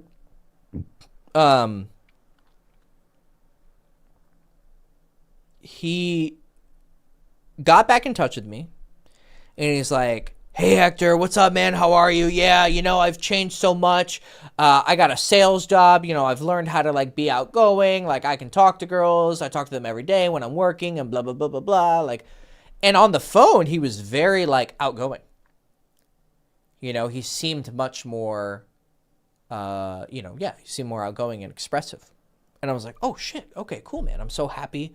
He's like, yeah, sorry when I was still living with my parents and da-da-da-da-da, and I was, but now I'm ready, I'm like, okay, cool. And so he had just purchased 1 hour at the time. And so I was like, okay, let's cut the call short. It was only 30 minutes. Go do some approaches and come back. So I actually have something to give you, I want to give you some good feedback, and then you can go and take it. And then, if you want to do more coaching later, go ahead. But I want to make sure that we're using your time wisely. I don't want to just lecture you for 30 more minutes. So go do some approaches. You seem like you're doing confident now. I just need to get something to work with. He's like, yeah, okay, cool, no problem. Haven't heard from him. Yeah. And that was either late 2022 or early 2023. So it's been, 3-4 years. I guess I'll hear from him in another, at the current rate, need another 2-3 years for him to come back. Yeah. Do you want that to be you? No. Okay. But show me that you mean this. No, I don't want that to be me. Come on, show me something.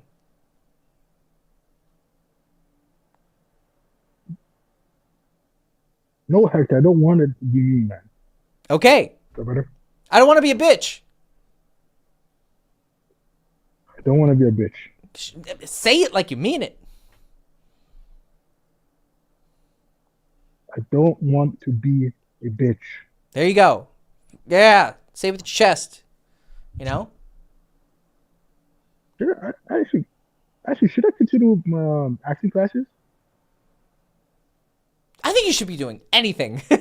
Literally anything, brother. Acting classes, public speaking classes, book clubs. Just fucking talk. Just talk and express your emotions. Talk and express your emotions. Talk and express your emotions. Be more expressive. I'm serious. In any way, shape, or form, be more expressive. Unless it's like an extreme, like you're fucking screaming at someone or something. You know? Yeah.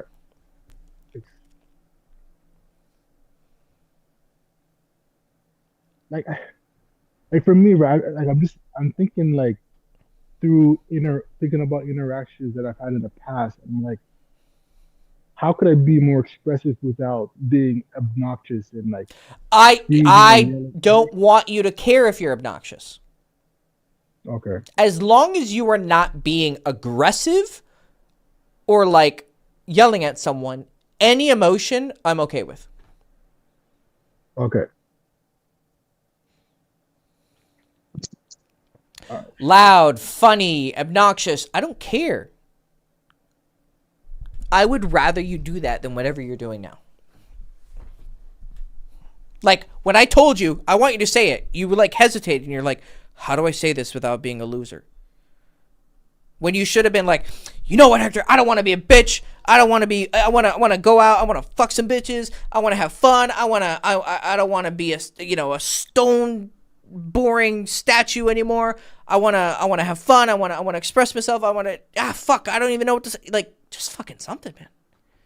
That's what I was looking for. Yeah. Okay. Fuck me in the ass. God damn it. Yeah. Come on, brother. I know you're not dead inside. I know there's light and there's life in you. I'm trying, man. I'm trying. All right. We'll try harder. Actually, I have a quick question. Sure. Some people always say that I'm. Hold up, because the neighbors are. What? Neighbors?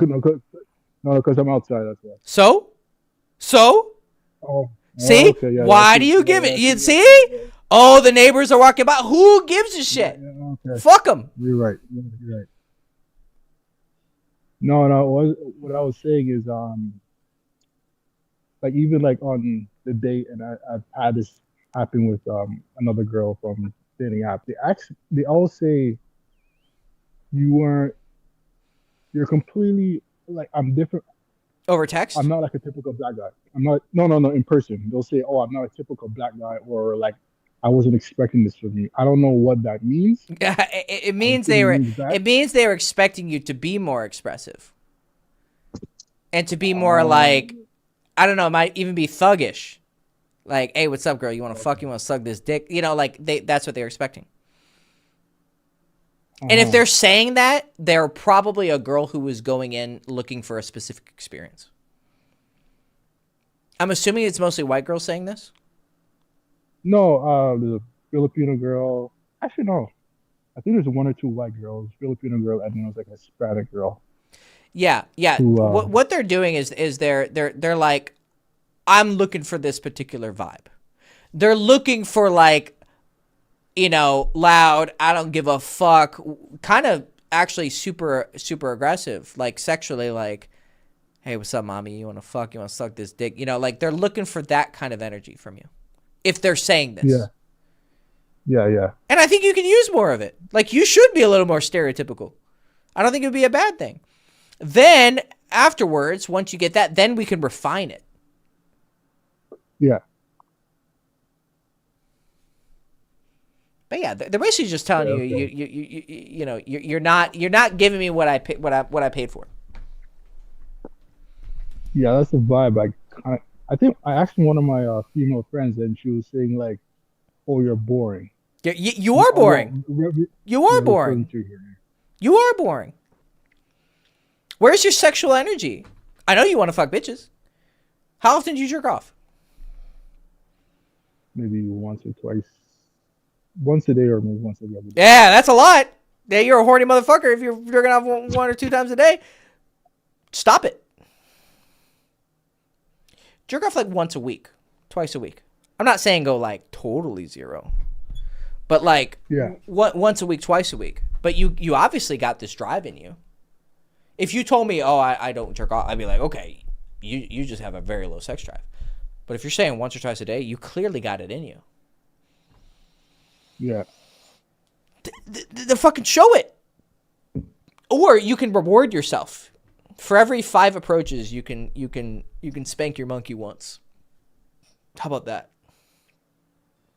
So if you want to jerk off 20 times, do it. Give me a fucking 100 approaches.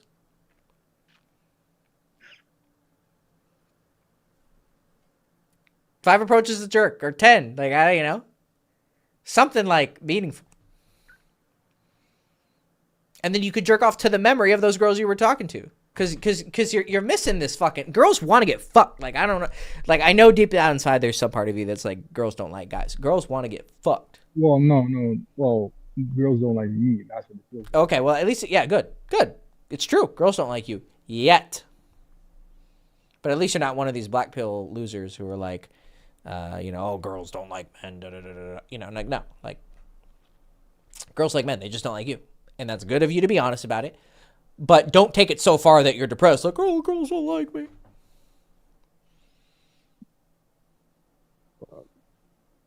But you're not totally, you're not repulsive. If you have like female friends or you've been on a couple dates, it means you're not repulsive. Like you've got something. You're not starting from fucking zero. There's something about you they like. My struggle is like, I wish I was this emotional person, but like I was like 150 pounds overweight, acting on my face and whatnot, right? Because it's, at least I know, like number wise, I know what to fix. Versus say emotion is like, it's so hard to like quantify. It's very abstract. Correct. Yes. Yeah. If you were fat or if you were like really ugly or this, you'd be like, oh, that's the problem. But correct. Exactly. This is an abstract problem. I just got done talking with my client before I started this love stream, not live stream, love stream, and and he said the same thing. He's like, I hate that the variables here are so abstract. This is what makes it such a difficult art or skill. Is the things we're dealing with are so fucking abstract. Mm-hmm. There isn't an easily identifiable thing, but there is. You have to learn how to watch your mind, right? Like when I was saying, all right, show me some emotion, Andrew. I don't want to be a bitch. You're like, I don't want to be a bitch. You have to watch yourself, and there's something inside of you that's going, oh, be careful, Andrew. Like, people are watching this. You're on a stream, da-da-da-da-da. Or you just said, you see how I caught you? I said, why do you care? You said, oh, my neighbors. And I said, why do you care? And you went, oh, you're right. Like, you didn't even catch yourself, right? Like you have to have a camera up at your like, or a mirror. Like, you're always watching yourself in a mirror. You're always GoProing yourself. How am I feeling right now? How am I feeling? How am I feeling? What kind of thoughts am I having? This is meditation. This is the nature of meditation. But you just do it with regards to like social stuff. So, oh yeah, oh wait, why do I care about my neighbors? Holy shit, there we go. I got it. Okay, cool. Okay, how do I fix this? Well, I do the thing that is the opposite of what I was telling myself. Right? I say out loud, yeah, I was talking to this girl and da-da-da-da-da. She told me I don't seem like the typical black guy, da-da-da-da-da. All right, well, I need to be a big pimpin', blah, blah, blah, blah. Like, say it out loud. Like, be boisterous, be loud, be expressive.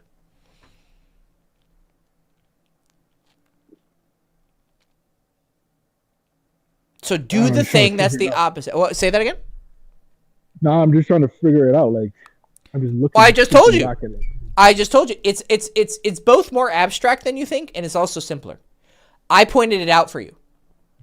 Yeah. That's all it required. You see, you're saying, "Oh, my neighbor's going by," and lowering your voice happened because there was a thought that went through your consciousness that said, oh, hey, the neighbors are coming. I need to be quiet and talk in a lower voice. And then you listened to that, and your actions and your words did it. You literally expressed your thoughts. That's what fucking words are. They are expressions of thoughts and feelings. So you catch it and you go, oh shit, okay. Then you say, I'm going to do the opposite. That's an intention. And then you do the opposite, and then that is one point in creating a new programming. And you do that again and again and again and again and again and again, like literally fucking robotic again and again and again. So if you go out and you do 5 approaches every day, and then you congratulate yourself with a jerk off every day, and you bust in, oh, that bitch was so fine. Oh yeah, she had such a fat ass. You know, like fucking whatever. You're going to start conditioning yourself. Yeah. To do it more. But every time you open your mouth and you say, oh, I feel so bad, you're just conditioning being a bitch. Yeah.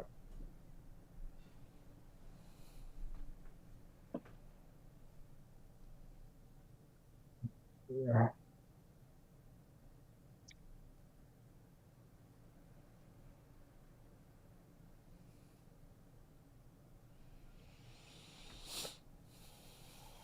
Yeah. Fuck.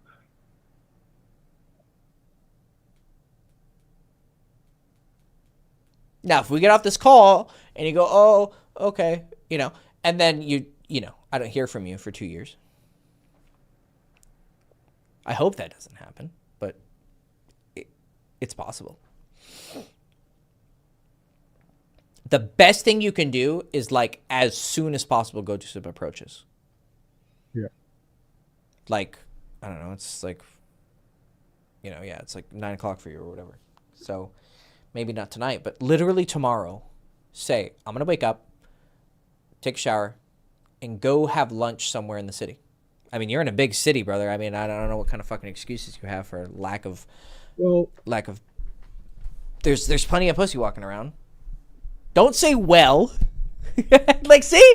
No, like, no. What do you mean well? No, what the fuck? Yes. Okay. Yes, sir. Like, what's the well? What's following it well? I'm saying I technically live in the suburbs. Shut the God damn it. That's see. Okay, I live in the suburb technically, Hector. No, the way you're saying is kind of like I just walk out of a building and there's a bunch of girls walking in front of you. It's not like that. It's like okay, it's like 10 minutes and then that. Why you have to, Yeah, I'm a very literal person. So. Yeah, I mean, you might be autistic. I don't know. Yeah, I think you probably are on the spectrum a little bit. But who gives a shit? That dude before me is on the spectrum and has been in fucking therapy since he was 9 years old and grinding his ass off. Yeah. He's not giving up. He's trying. He's working. And he's made a lot of progress. I can tell he's on the spectrum because I have a lot of experience with people who are autistic. But he has pretty decent expressiveness. He's clearly done a lot of work. And he knows it. He knows it. Mm. You haven't. So from your perspective, what do you think girls are thinking about me? Is it boring? Because I remember the last time I spoke to you, you said that I come off like a person. My first thought was hilarious. They think you're a bitch ass nigga. That's what they think you are. I'm serious, bro. That's what they think about you. Interesting. That's what they think. I'm serious, brother. That's what they think. They don't see the BBC. Make them fucking see the BBC. You gotta talk like you got a BBC. You gotta act like you got a BBC. You gotta fucking swing it around with your swag, with your voice, with your aura, with your facial expressions. But that takes time, man. Like, if you were raised in a household that was like, like the dad was really outgoing and this and that, and the mom was like this and that, yeah, that would help. Like, you are starting from behind. I can obviously. But that doesn't matter. I don't see how that matters. My dad wasn't around. He left the house when I was 2 years old. I had a lack of a fatherly figure, so I was raised by a single mother, so I had really feminine energy. Right? Yeah. I got fucking molested when I was 9. Like, there's things that fucking happened to me, but it doesn't fucking matter. Because I'm not a bitch. I was a bitch, and then I worked on it. I was a really outgoing kid as a kid, actually. Super outgoing. And then somewhere around late elementary, middle school, it died. Because all the other kids were, like, growing up and hitting puberty and talking to girls, and I was like, oh, dude, you know, yeah. And so I retreated into my shell. I just played games all day, fucking read philosophy and this and that. Some girls still liked me, but, like, not, you know, I wasn't, like, super great or anything. And I didn't even know what to do when they did like me, because I was a bitch. Then eventually one day, I fucked up with this one girl who had a boyfriend, and she threw herself at me. I mean, she was literally in my room, like, had told me she had sex dreams about me, told me with text. She asked me if I wanted to be her boyfriend, but she had a boyfriend. Although I remember when she did ask me, I think she was single at the time, but whatever. She had a boyfriend. And I wouldn't do it because of my morality. That was actually a really good decision. But me losing her destroyed me. I was depressed for like 6 months. I wanted to fucking put a bullet in my brain. And then one day I was crying like a bitch, but it's okay. It's okay to be a bitch sometimes. I was crying, and I said to myself, how is this going to change? Like, literally, how is this going to change? And it was just an instant, this is only going to change if I change my, like, I just have to do something. And I just realized, if I got a girl already to like me, it's probably possible again, right? Because I'd had a kiss before. My first kiss, and then I almost got her as a girlfriend, but then I fucked it up. So it's not like I had zero. So I had something. I was like, okay, well, you know, I kissed Lindsay, and then Allie, you know, things didn't work out with her. And then it was like, okay, this could be reproduced. This is, you know, it's like anything in the world, right? If I can practice combos in Street Fighter, I can learn matchups. Like, it's the same thing. Like, okay, I can learn how to talk to girls. But the only way this is going to change is if I just start taking actions. And I was like, okay. And it was just a very simple click. Let's go. And then I just like, hey, I texted this one guy I knew. It was like, hey, when there's a party. Oh, no, actually, he invited me. And I was like, okay, yes. I said yes, whereas normally I wouldn't have said yes. Right? Well, actually, technically that Halloween party started before this. But, like, it was still, like, I was kind of making small wins. But then I remember specifically what this one was the best example. It was, there was like a Mr. Homecoming or something, and each club puts forward a person, and I was part of science club. And my physics professor was like, does anyone want to, like, volunteer to do the homecoming thing? And of course, it's a bunch of fucking nerds, so no one volunteered. And then I was like, I was like, okay, I should do it. Boom, raised my hand. And I remember he looked at me and smiled. He's like, okay, Hector, you can be. And then I did it. I went on stage. I danced like Michael Jackson. I made a silly little robot costume, a Transformers costume. You know, and I mean, people were screaming when I was dancing. You know, it was like, oh my God, like it's possible to put yourself out there. And I should have won. I got second, but I should have won. But I just took that step. And then what ended up happening was the girl who like walked me out when like it was the question period. And it was like Miss Universe, but for guys. And she was this big tit, pretty chick. And she had a huge crush on me. I had no idea, you know. And then someone told me, hey, that girl likes you. And I was like, oh, okay, cool. And then like we ended up meeting up, had a first date. I got my dick sucked on the first date. And the only reason I did was because I had a friend who I played World of Warcraft with. He was a bit of an older guy. And he was like, hey, do this one trick where you, it's cold and you ask her to hold your hands because you're cold. I was like, okay, I'll do it. And she did it. And so I'm holding her hands.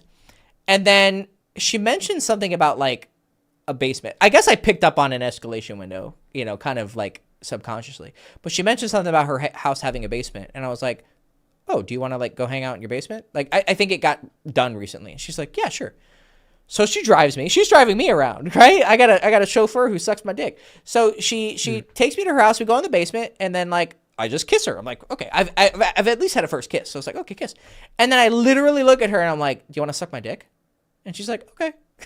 So I just stand up with my dick out. She starts sucking, and I'm like, fuck. And then I bust on her face. I'm a horny little fuck, bro. And I take her to the mirror. I'm like, I want look at that cum, dripping on your face. And she's like, oh yeah, it's kind of hot, bro. I was just like, let's just start doing things. Like, just let me just try shit. This was my first like legitimate date, and I got my dick sucked and came on her face. And then she became my girlfriend, and she would just suck my dick. I remember I asked her, I was like, when do you want to fuck? She's like, I don't know. Like, I think she just wanted me to go for it, And then I was like, okay, whatever. And I never tried to fuck her again. I was just happy to get my dick sucked. I was like, hey, I'm not pushing that envelope. Like, I'm just getting, we'd hang out. She'd suck my dick. I'd come in her mouth, and then that's it. Like, that was our fucking relationship. Bro, it was the weirdest relationship. We were Facebook official, technically, right? And I would walk past her in the hallway at school. We wouldn't even say hi to each other. Fucking goofiest shit ever. And then like, I would text her later that night and be like, hey, you want to hang out? She's like, sure. So she'd pick me up in the car or come over to my house. We'd make out. She'd suck my dick. And then eventually she went on vacation to Hawaii or something. And she came back. She's like, hey, I'm back from my vacation. Can I come give you the gift I got you? And I was like, sure. And she got me a little fucking, souvenir. Like, dip. And she's like, hey, by the way, I wanted to talk. I was like, sure. She's like, I think we should break up. And I was like, really? Are you sure? And she's like, yeah, I think we should break up. I was like, okay. I didn't even care. Like, there was something about us that we didn't connect, I think she was probably just upset she's not getting any dick, Like, she's like, I just got to suck this guy's dick all the time, and I don't get anything out of it. Clearly, she wasn't enjoying that. And, like, we weren't connecting that much,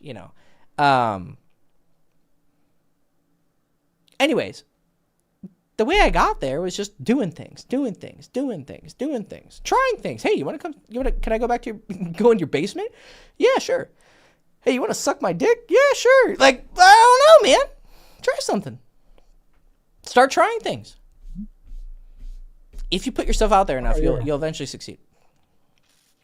But you got to put yourself out there and then still do things. Like, you can't just show up at the day and be like, okay, well, how's your day? Oh, well, okay.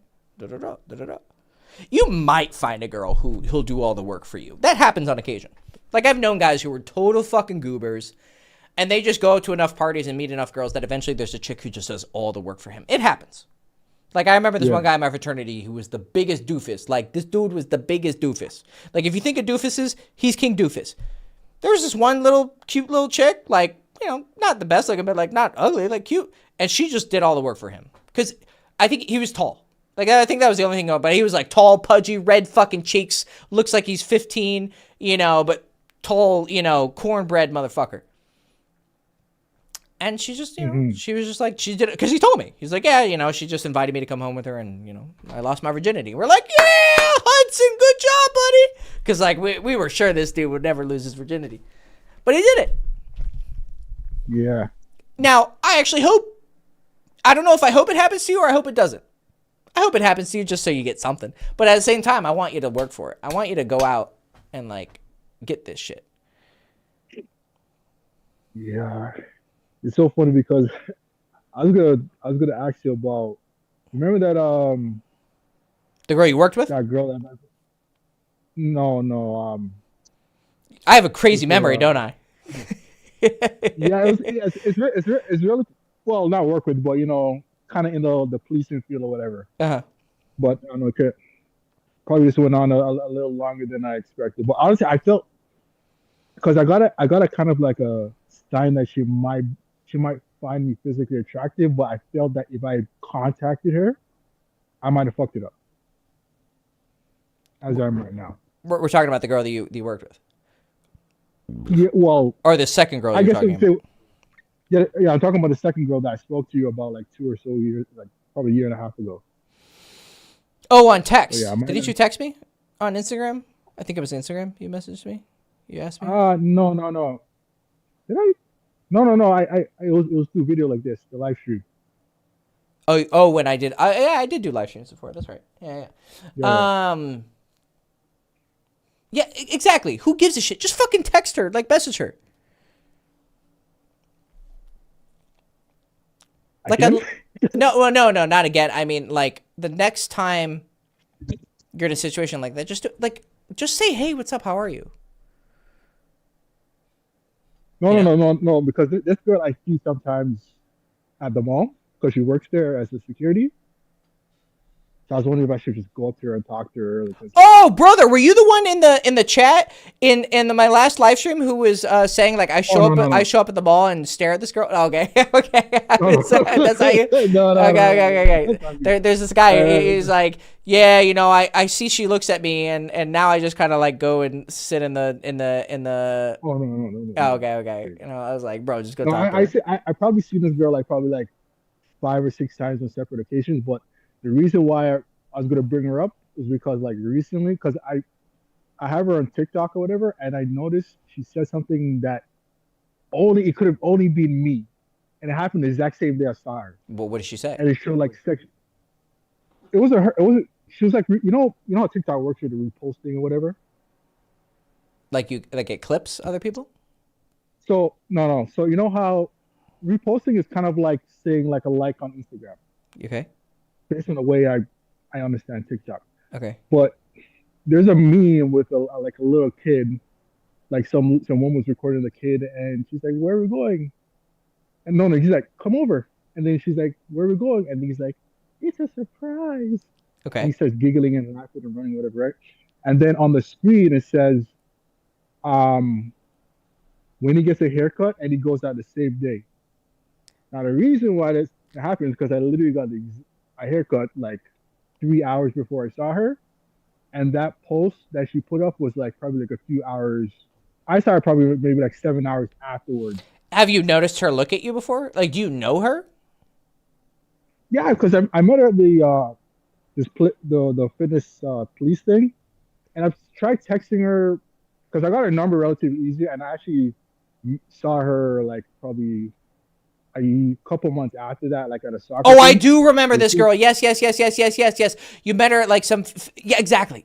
Yes, I remember mhm, you. I remember yeah, now. Yes, and but oh, I yeah, remember you got her number, but not under the pretenses of going on a date with her. Watch my memory, motherfuckers.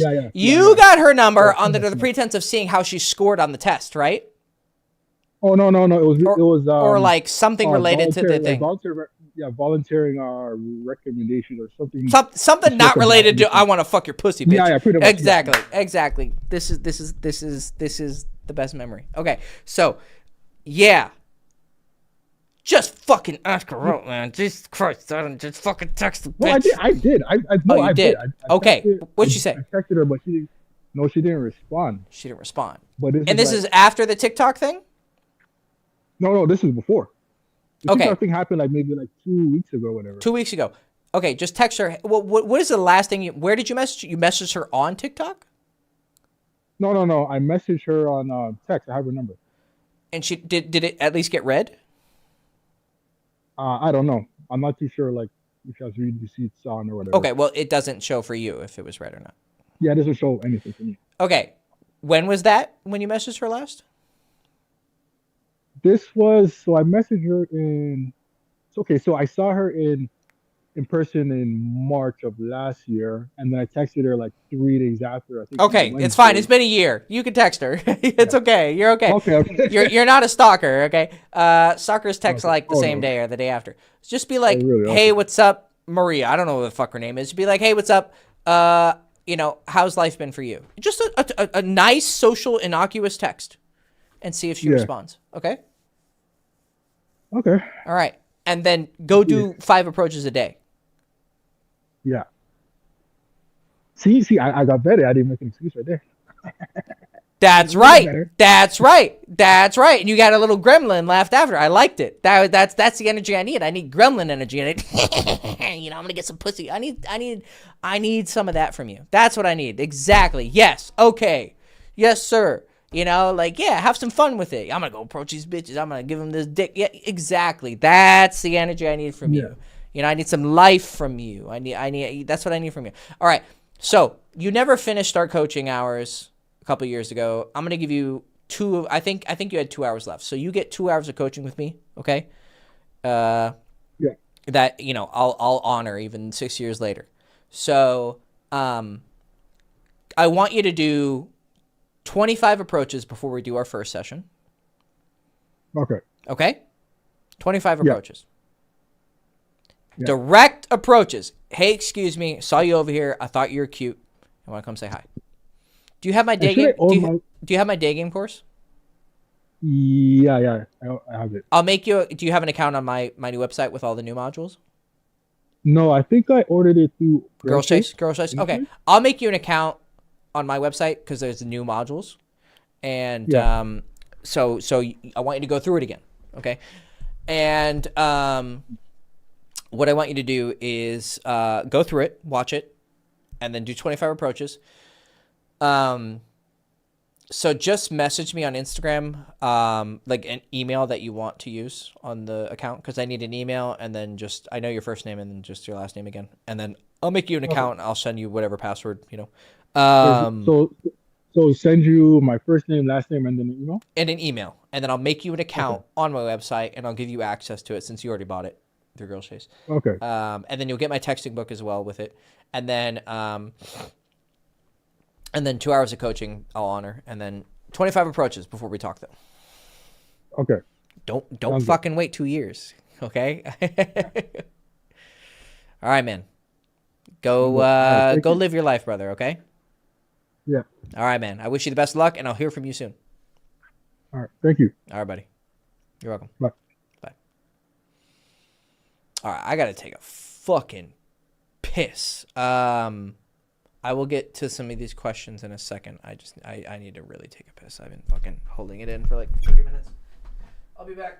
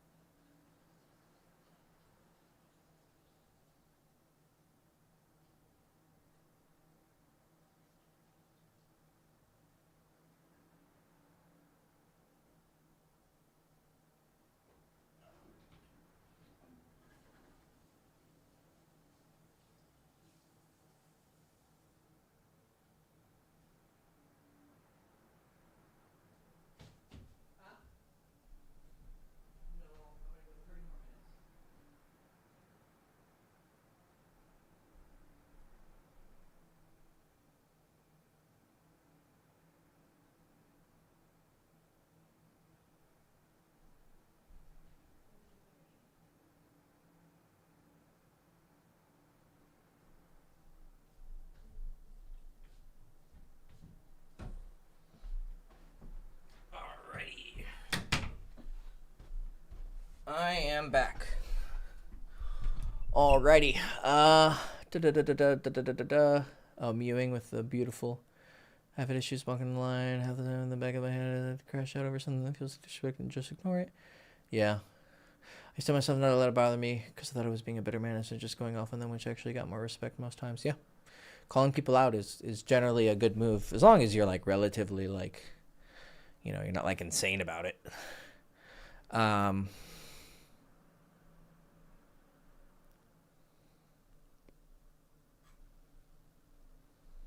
Okay. Do I believe in the law of attraction? Sure, of course I do. Of course I do. Deepak. Hey, man, 1 second. I'll get to you in just a moment.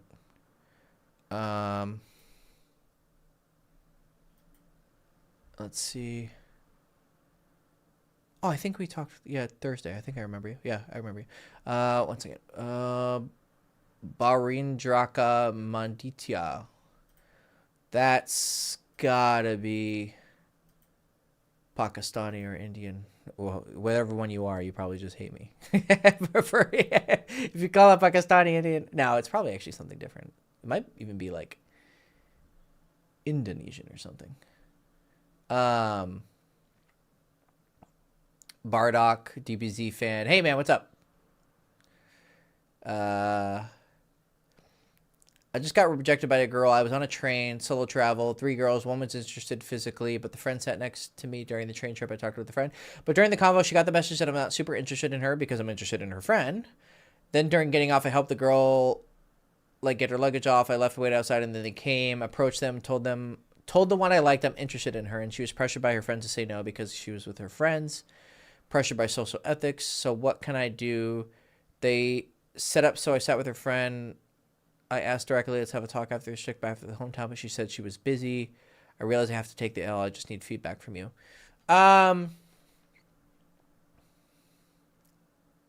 Solo travel. So you're just traveling around.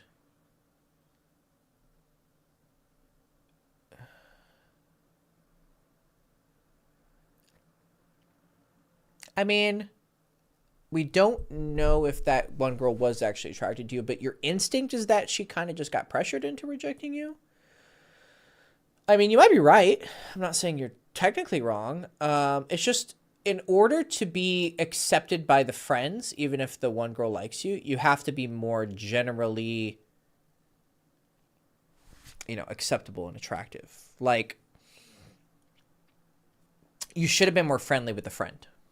Like, if I had to guess, you maybe came off a little bit like you said, she kind of read it. So you probably came off like, okay, I'm just talking with you to talk with you, but I'm actually kind of bored and I really want to fuck your friend. And she keeps seeing you. You probably keep looking at her friend and so she's going to like box you out because, she feels rejected and blah, blah, blah.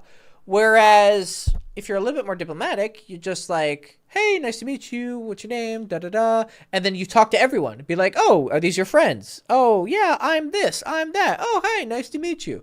And then you could like show some interest out loud if you want to take a risk. Like the girl you like, be like, by the way, your friend, she's very beautiful. You're all cute, but like, yeah, she's very beautiful. Like it's a risk, but you gotta like go for it. Right? You're not going to like pretend to like this girl, but you need to be more charismatic and cool with her. But even then, even if you do a good job, someone can still be a fucking hater. So you might still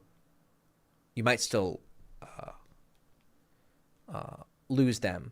But the more generally attractive you are, just like charisma, conversation, being very nice, being diplomatic, being gracious, the more you do this, the harder it will be to hate you, basically. Like you make yourself hard to hate is kind of my feedback to you, right? And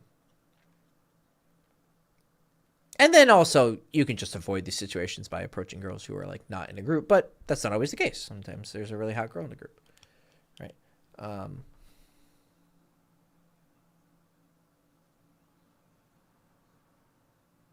That would be my my feedback to you. Okay, I'll keep going for a little bit. Deepak, what's up, man? Hey Hector, how's it going? Good. How are you? Good. We So, we we talked on Thursday, right? yes, we did. We talked about taking ideas taking it not seriously and all that. Yes. Rat film, live film. Yeah. So I'm more of a direct guy, and I've been doing cold approaches for quite some time. Mm-hmm. And I think I have that skill down, so I've done it in so many different settings that I can walk up to a girl and do an approach. And I've been analyzing my sticking point. So uh, where I'm failing, it's that I don't think I'm good at teasing or what people call vibing. I'm very good at deep conversations. Yeah. Yeah. You're bad at small talk. Yeah, exactly. So the thing is, I skip what should come early and go to the next step. I skip a bunch of steps. Yeah. So, you got any advice on how do I become good at what people call vibing, teasing? Well, why do you feel unattracted to small talk? What about it doesn't excite you? Because if you liked it, you would want to do it. You see it as something you have to do, versus you're looking at it like a technical step that you're skipping, and you need to not skip it. You need to do it. Why do you feel that way about it? Um, I think it's a bit confusing for me, or I don't see value in it. Okay, that's what I was looking for. I was waiting for you to say something like, I think it's stupid. Yeah, it's just that the deeper part, I get to know the person, but I see that they don't trust me without the small talk. Of So, course. Of course. yeah. Plus, I think you're not being smart enough. You think small talk is shallow. I think it's deep. Okay. I Okay. think that you can gauge the undercurrents of the ocean by looking at the waves. Hmm. Okay. You're seeing small, hey, how are you? I'm watching how they're saying it, their eye contact while they're saying it, their pauses or their eagerness or their tonality and their body language. I'm Hmm. watching it. It's telling me what's going on inside. All that matters is what's going on inside. Hmm. In fact, you can have deep talk with people and it be shallow. Because people can seem sophisticated and intellectual in the way that they talk, but they're not actually giving you their real answers. There's actually a way for intellectual deep speak Hmm. to be used in a shallow way. I mean, you're in university. It's full of fucking pretentious ass pseudo intellectuals who they talk and talk and talk and talk. You're never gonna hear their real feelings. They're Hmm. just following the dogma of whatever their field is. Okay. Yeah, I used to use that as a crutch looking back. So I used to ask people what guess their major and try to ask them, okay, why are they studying that? You're What do just you, using that as a way to quickly get to the deep talk. But no, yeah. just learn how to, hey, what's up? How are you? How's it going? How's life? Da da da. Yeah, what have you been up to? Or you been up to anything fun? Like you have to use this to it's a feeling out period, right? And the best way that the best kind of, I mean, there's a lot of vibes I guess you can go for, but the best overall like pattern I would describe for having small talk would be something like, you want to communicate that you don't need anything from this person. Like obviously if you're approaching a girl, it's clear what you want, right? Hey, I think you're really cute. Yeah. But then you're not like, there's nothing that you want from her aside from that. Like, hey, I can get, I just want to talk with you. okay. Like, hey, I just want to get to know you. Like, that's it. So it's very like relaxed. Hmm. Whereas deep talk can be like, oh, what's your major? Why did you get into that? You can be so like, you're so eager to get to know them. There's something suspicious about it. Hmm. So it raises suspicion because, like you said, your instinct is that they don't trust me. It's Yeah. probably correct. Like they're not. You're not communicating your trustworthiness through small, nuanced body languages and vocal tonalities. So this is kind of how it'll go. Excuse me. Hi, I saw you over here, and I just thought you were so cute. I want to come say hi. What's your name? Oh, I'm Deepak. Nice to meet you. So, hey, what are you up to? Walking around? Are you, heading to class? Or, oh, you got off class. Okay, cool. Yeah, very nice. Oh, me? Oh, yeah. I actually got the day off today. I don't have any classes. It's pretty good. Yeah, so what are you studying? You see how, like, you can ask that. That's a small talk, right? But I'm not necessarily using it to, oh, I'm going to find out what she studies so I can figure out what she really likes and have a deep talk about her passions in her life. Hey, what do you study? Oh, accounting. Oh, that sounds fun. And just that I did that, Yeah. like just the fact that I did that where I kind of laughed and I kind of, obviously accounting has an association. Like, if you want me to over intellectualize this, I can. Like, accounting has an association with being really boring, and the fact that I laughed at that and kind of snickered and then made a comment that it's not very exciting is, and it's clearly a joke. I'm not insulting her, and she can laugh and she can go, "Oh yeah, I get that a lot," and this is going to create some sort of rapport because it's kind of a universal stereotype. Like, I can intellectualize this all you want, but you're not going to approach it that way. Or maybe because you are a little bit on the spectrum, you might actually approach it this way, but you don't need to. Like, just have a base hypothesis that what is attractive about me can be communicated without a deep conversation. That's just the hypothesis I want you to start with. Right? Okay. And then that's your fundamental theorem. Okay?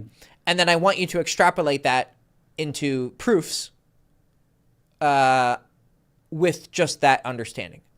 Small talk can communicate just as much as deep talk can.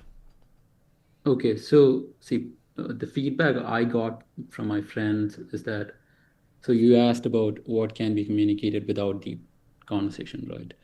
So I've been told that I have a good posture and good body language, that I'm not leaning too much in, or I'm not trying too hard.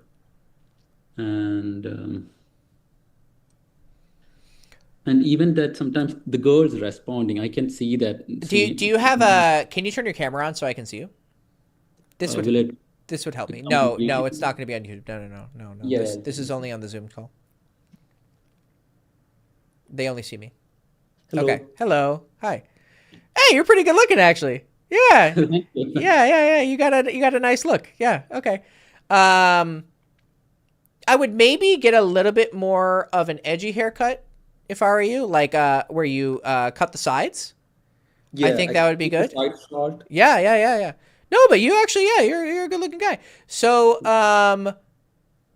and you have you smile very, very fully too. Like, it's nice. Like I said, like with the last guy, I don't know if you were here, but he also had a very full smile. So this is good. Am I wrong? Are you not on the spectrum? I am on the spectrum. Yeah.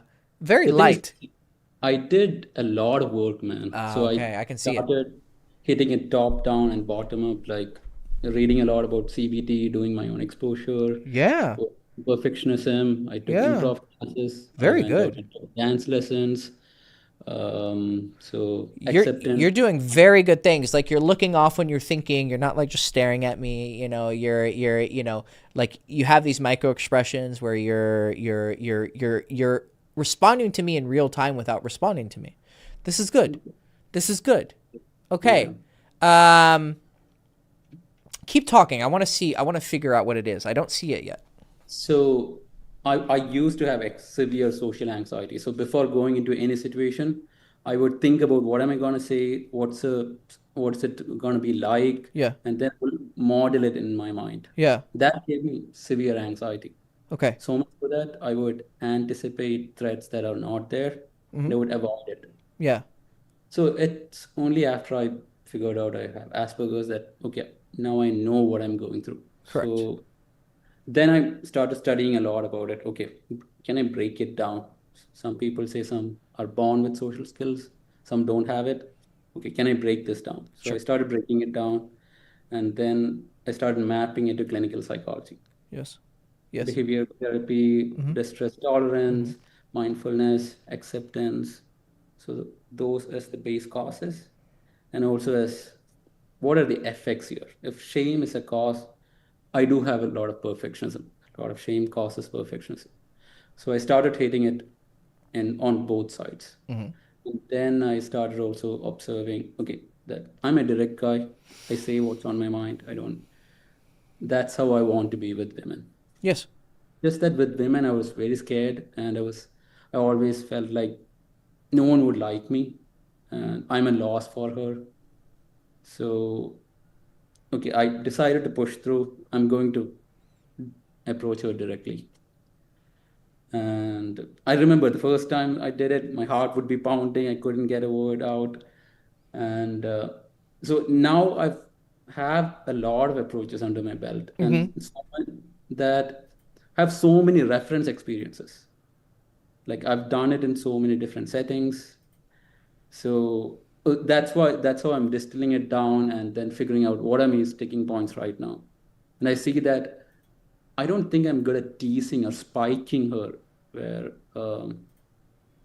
I observe guys who are good with girls, and I see a lot of teasing going on Yeah. where Yeah. uh, Yeah.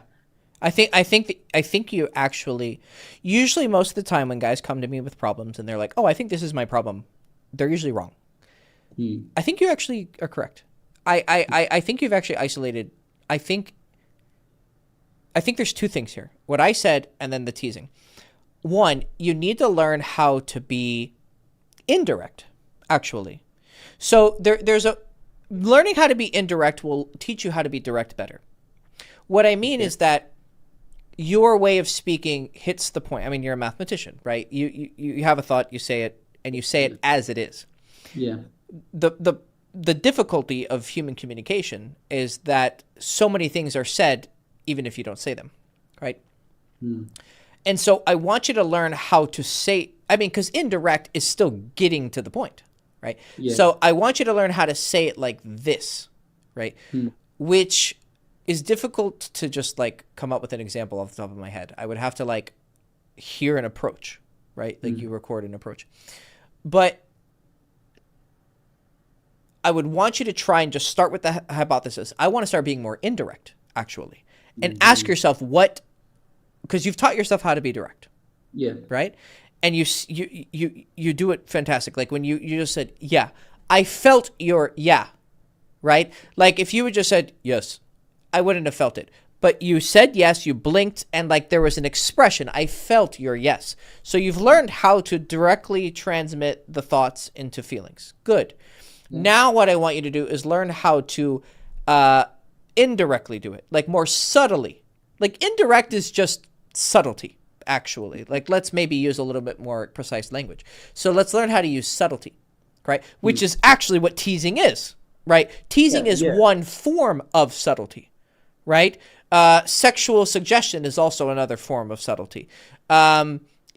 Being displeased with someone, like let's say someone in the group is, says something rude, hmm, and you kind of look at him, and then you look back and you start talking to someone else. What you have done by looking at him and then ignoring him is indirectly communicated you're an asshole. Like don't say that, right? So you want to learn how to say things without saying them, which is usually done with a change of topic, a look, and then doing something not related to the look, right? Um, you can say something to them, but less harsh. Like if someone's an asshole, you can say, well, I wouldn't quite phrase it like that.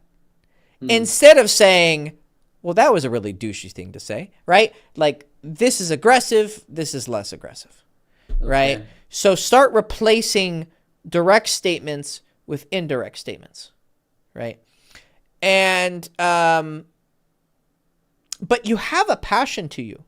I think this is what I'm picking up on. hmm, I mean, you really love mathematics. Like you're really passionate yeah. about it. Am I? I taught myself everything. Yeah, I didn't yeah. explain it, You so might be the reincarnation of who's the guy, the one who went to Oxford. Um, Ramanujan. do you remember? Do you remember know what I'm talking about? Are you talking about Ramanujan? Yeah, Ramanujan. Yeah. You might be the reincarnation of him, right? Um, So I mean, are you a prodigy? No, I was born in a family. Both my parents did not complete high school, dropped out after middle school. Yeah, So yeah. we started way behind, and I taught myself a lot of stuff. Okay, So but you weren't just like spontaneously understanding Gaussian shit and like I didn't. Yeah, no. okay, you weren't just like boom, okay. So maybe not Ramanujan, but good. You have a love for it. I Yeah. can see it. You have passion to you. I think this is why you're actually getting the girls in very sexual situations very quickly. Yeah. I don't think lust is your problem. I think you're very good at it because you have passion. Because passionate people are sexy. Done. Right? And you're also you're good at being at connections. Right? So I don't know if you're aware, I talk about love, lust, and trust, right? These are like my three angles, right? So lust is her being attracted to you sexually. Love is connection, right? Okay. But I also have another one. You know what metta is, right? You know, like in Buddhism, metta. No, no, no. Oh, I've heard the term, but I you've heard of don't them. know. It's like it's just like a loving kindness, like this love for people. You know, like Yeah. you really care about people deep down. You want the best for them. It doesn't matter about you. You really care about people. So this is another form of what I talk about love, not just as a connection, but as like a divine love, right? And then there's trust, right? People trust you. And so you've isolated this. You're like, oh, people kind of don't trust me. I think what's happening is my first impression of you is this very strong energy. Like you have a very like, you know, you have a very beautiful energy to you, and you have a very passionate energy to you. I think the biggest thing keeping you back, I think you also got it perfect. This is very rare, but you've actually figured out your problem, is a trust thing. If you work on the small talk and these small nuances of it's kind of hard to come up with examples off the top of my head, but if you come up with these small things where like someone first meets you and they're just like, hey, nice to meet you. Hey, what do you know, how's life going? Oh yeah. Hey, I saw you walking with Charlie. You know Charlie? Yeah, yeah. Ah, cool, man. Yeah. You know, these small little things that communicate to someone that you're on their side and that you're with them. I think the problem is you're so good at being passionate and so good at being almost loving that people don't believe you. Like it's too good to be true. I had this problem a lot. I would meet people, hey man, nice to meet you, da da da, and they're like, you feel like there's got to be a catch. Like there's something suspicious about how open you are, because most people aren't this way. Most people are not. You see, they are what you see. They're like a transparent glass. The way I act is the way I am. It's the way I think. It's the way I feel. So I think that if you can,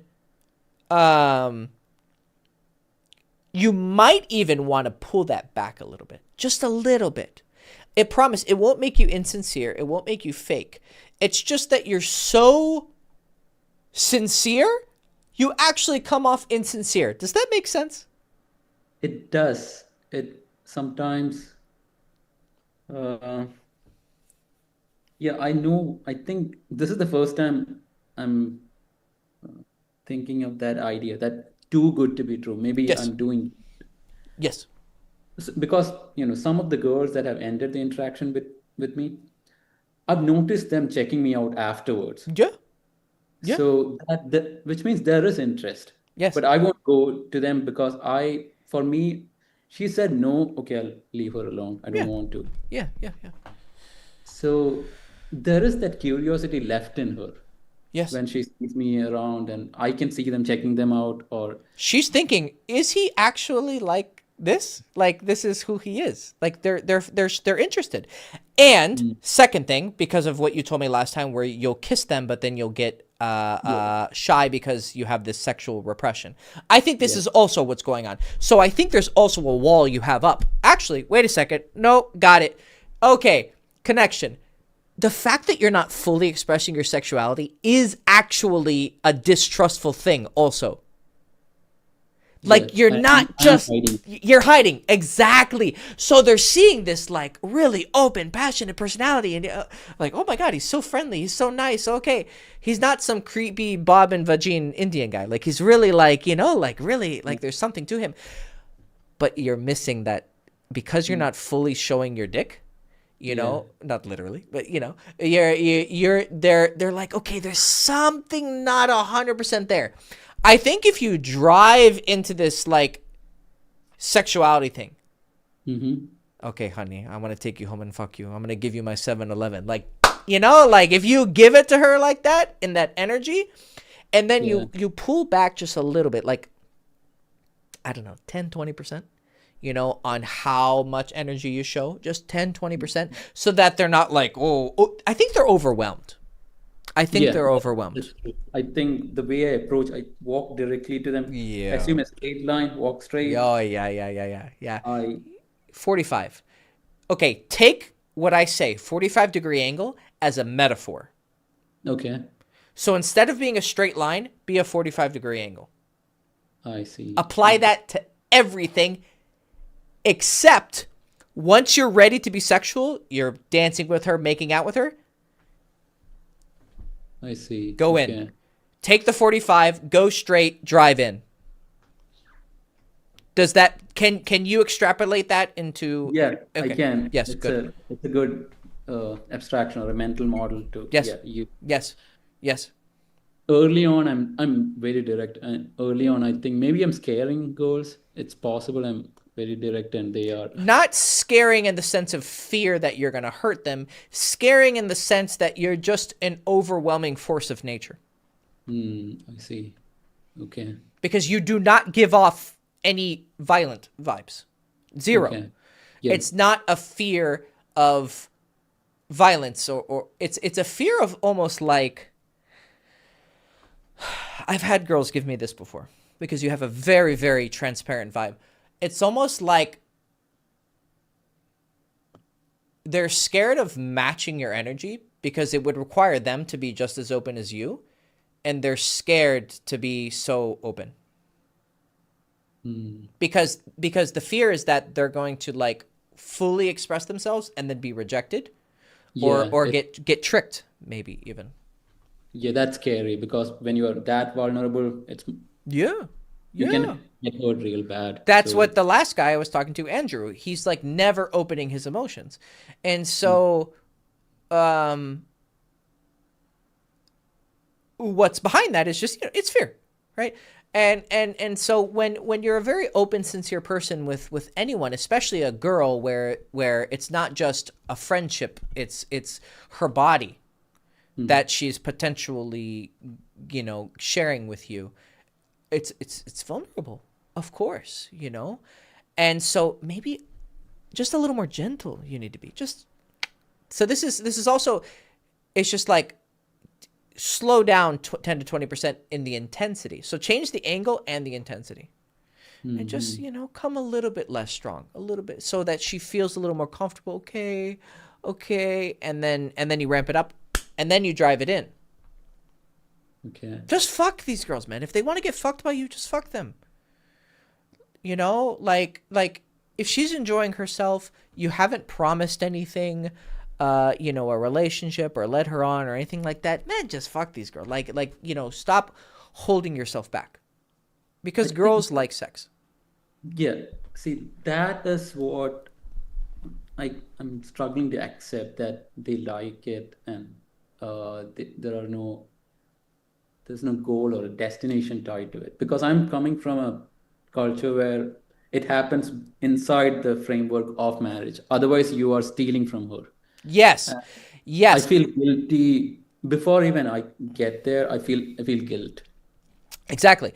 And you said you slept with 2 girls, if I remember correctly. So, man, my memory. Let's go. So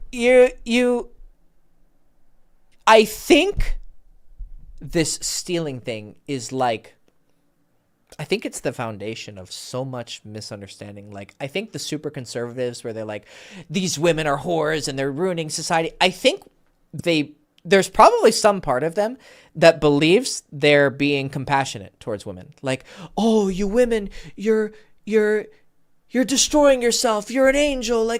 But really what is underlying this fake performative empathy is just, I want it.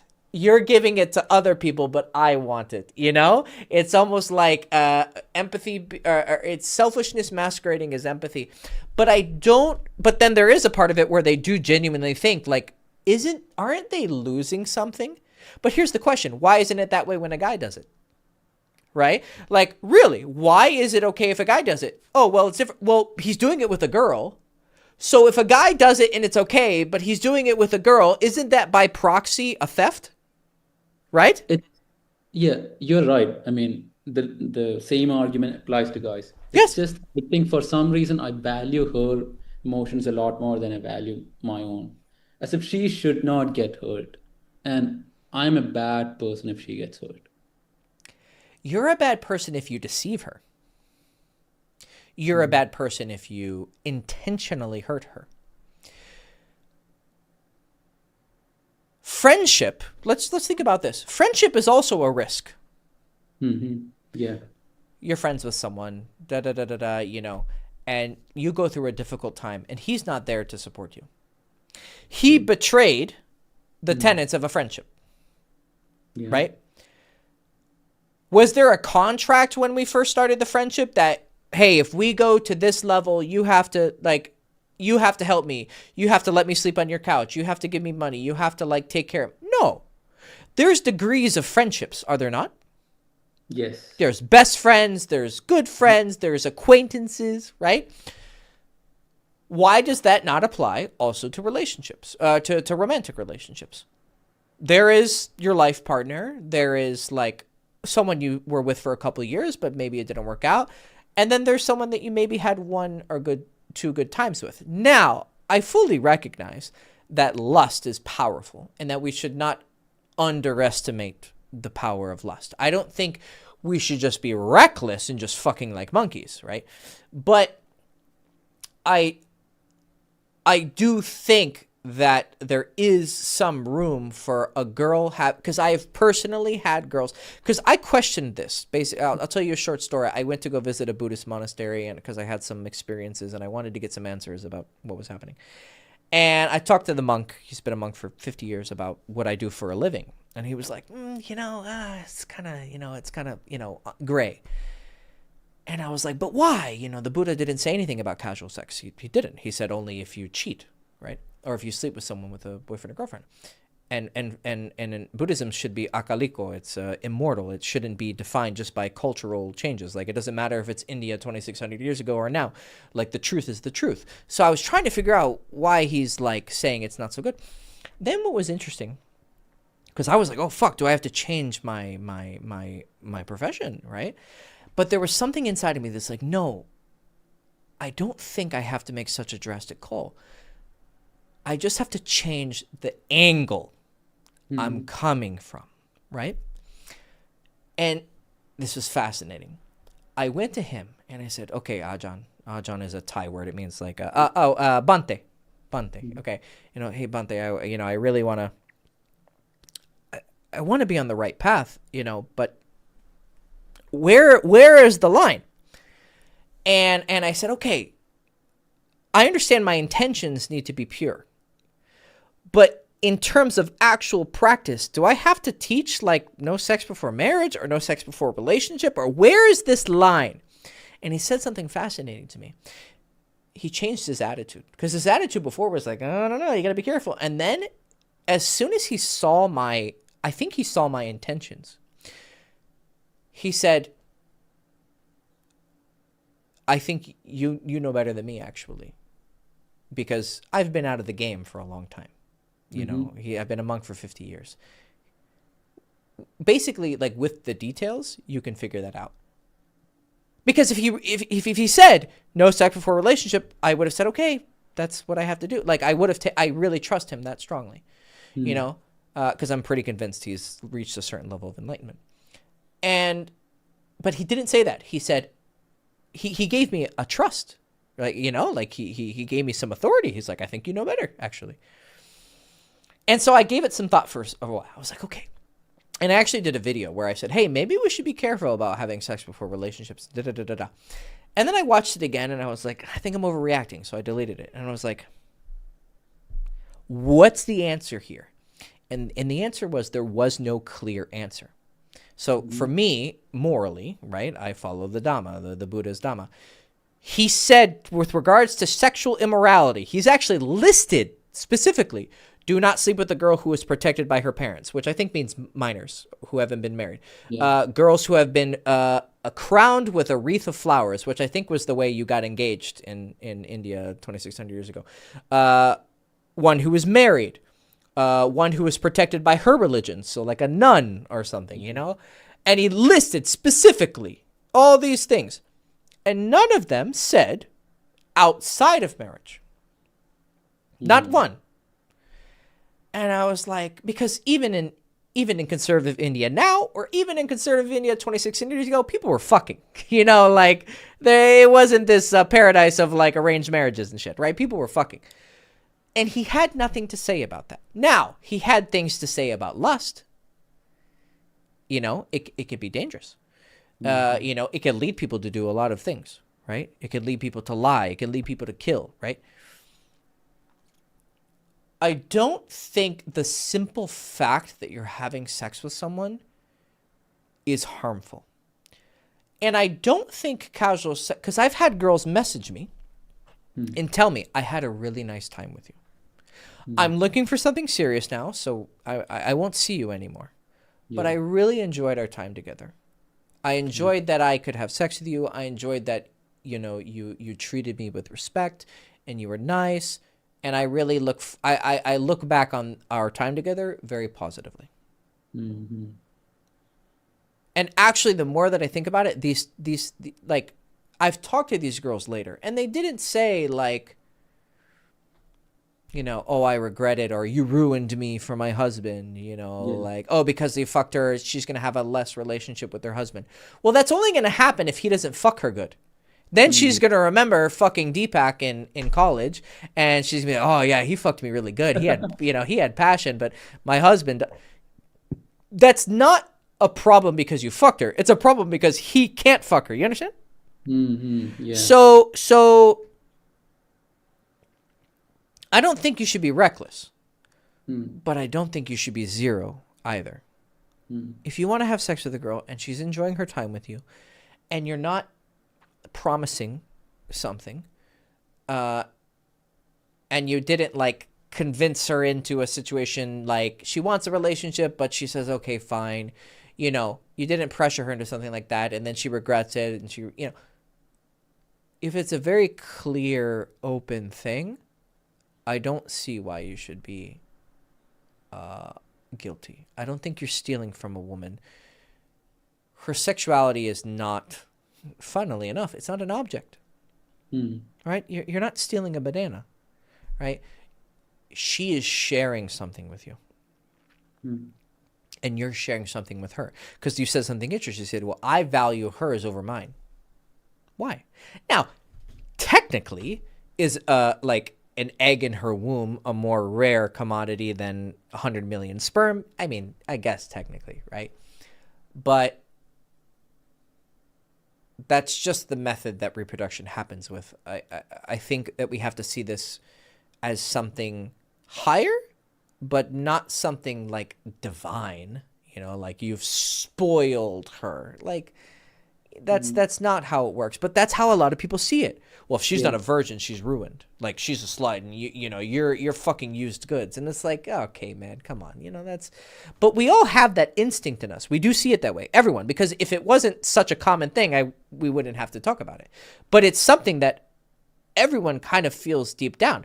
But women, interestingly enough, this is one of the things of feminism I actually agree with. Right? I told you. I think that their rebellion against this idea of virginity as like as a virtue, I think it has some value. I think the women are trying to say, hey man, I'm not a handkerchief that just because I had you know, snot blown into me, I'm ruined now and I can't be used again. Yeah. I don't think that women are this. Go ahead. In conservative culture, her value is tied to her virginity. Of course. Yeah. Honestly, I think that's just a layover of trading 13 cows for your daughter. And I think it just has practical uses. 2,600 years ago, if Deepak looks like the other Indian guy in the fucking village and you have a baby and it looks like you, kind of. I mean, it's brown and has dark hair. Okay, it's my kid. She might have fucked him and had a baby. So her being a virgin is a practical defense against that, right?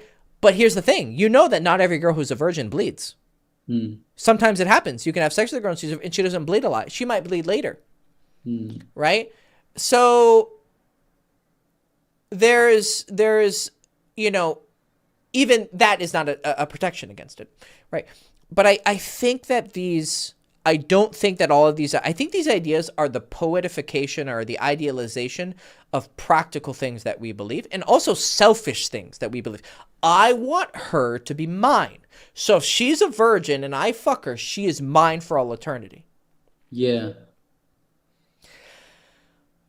I think that this is animalistic dominance games. You know, the lion fucked that lion girl and had cubs. I kill him and I kill the children, and now that's what they do. Lions will kill the children of the previous pride. I think that this is just brutal animalistic beliefs that are taking the form of higher ideals. Now, that doesn't mean that sex is some willy-nilly free thing that we should just do endlessly. No, I think that has a danger too. I think that lust is a fire. And if you let a fire loose, it'll burn down your house. But if you let the fire get out of control within the oven, I think it'll explode anyways.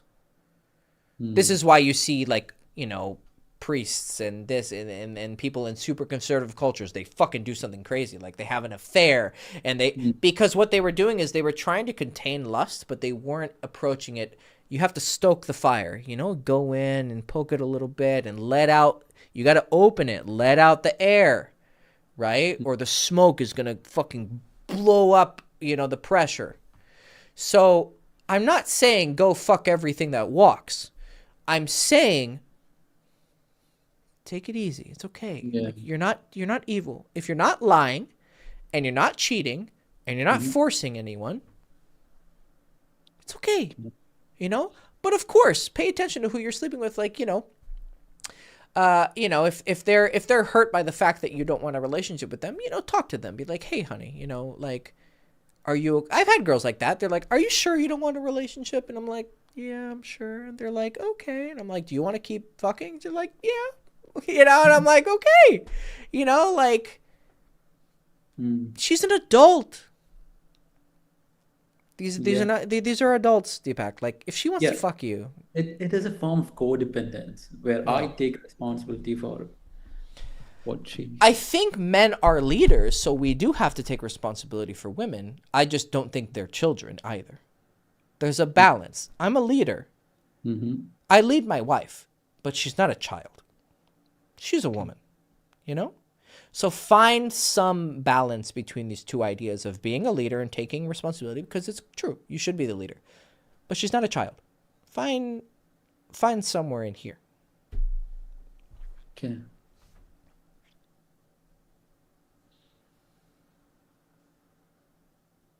I think you're going to do very good. You give off very good energy. You're going to do good.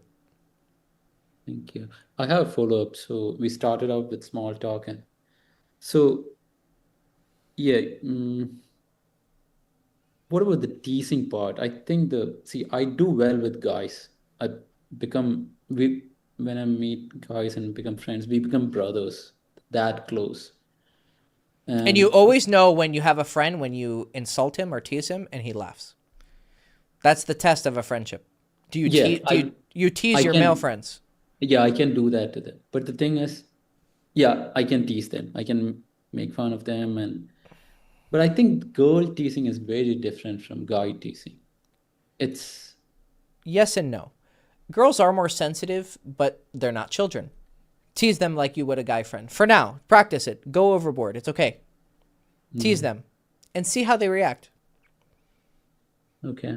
As soon as you feel like you want to tease her like you would a guy, don't filter yourself. Don't stop yourself. Okay. Now, you're going to make mistakes. You're going to offend a girl. I promise you. But you have to practice. Okay. And if you see her get offended, say, I was just teasing you. I'm just joking.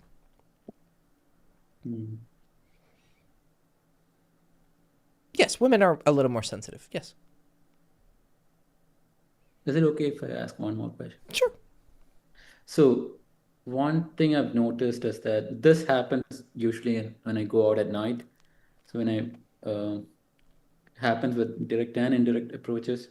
Sometimes the girl will go away saying, "I'll be back," and they come back saying, "So what were you saying?" Or when they say, Oh, they actually come back. Good. Good. "Yeah," Okay. they say, "I have to stay here. I have to get a napkin." Then she'll come back. Sometimes the same girl. Then if her friend's over there, I'll be back. I have to check on her friend. Go there, and then I'm just standing there, and which is that gives me a very embarrassing feeling. What am I doing? Just standing by myself. And quite a lot of times I've left. I just walk away. Oh, no. You just stand there.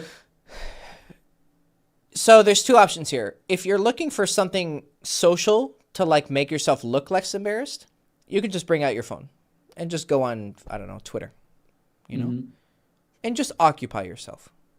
But if you really want to practice, actually let yourself stand there and sit in the embarrassment. Okay.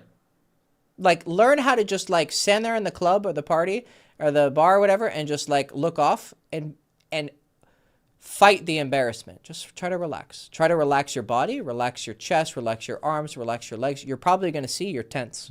Relax your body, relax your body, relax your body, and ask yourself, why am I embarrassed? I'm talking to a cute girl. I mean, I'm doing something most people are afraid of doing. Now, if she says, I have to go to the bathroom and then never comes back, okay, if you stay a couple minutes and you can't see her, like if you see her talking to her friends, okay, I see her. But if she goes off and a couple minutes go by and you go, okay, well, I guess she's not coming back. It's embarrassing. Of course it's embarrassing. But you just say, okay, whatever. And you train yourself to be embarrassed. Okay. Sit in the feeling. Is this some kind of a test or from a girl's perspective? Is she... Usually if she's leaving and she does come back, she's probably going to talk to her friends. And since you've told me that a lot of times you're like making out with girls and getting very sexual, but then you fail to pull, I think what they're doing is probably going to tell them that like, hey, I met this guy, he's really hot, I think I might go home with him, blah blah blah blah blah blah, or do you think I should fuck him, or I don't know. They're probably she's discussing her next move. This happens also early on. When I'm talking to her, it's a good conversation's going on. Yeah. And I have to check on her friend, she'll be over there. I mean, girls are just very social too. You understand? Like girls, they're very socially aware more than the average man. So what's happening is she probably realizes she's talking to you, and then she wants to go tell her friends, hey, I haven't come back. Because you probably approached her while she was walking to like go to her friends. So she's probably, or maybe you approached her while she was with her friends. So she's probably like, hey girls, I just wanted to let you know everything's cool. Women are diplomatic. So she's probably just telling her friends like, hey, I'm not ignoring you. Because her friends are probably like, who knows? Maybe they're jealous that she has a guy, or, and they're like, okay, we're just sitting here, and she's talking to that guy, and blah, blah, she's probably like, she's being diplomatic with them. Okay. Yeah. But if she doesn't come back, then yes, it was a rejection. Okay.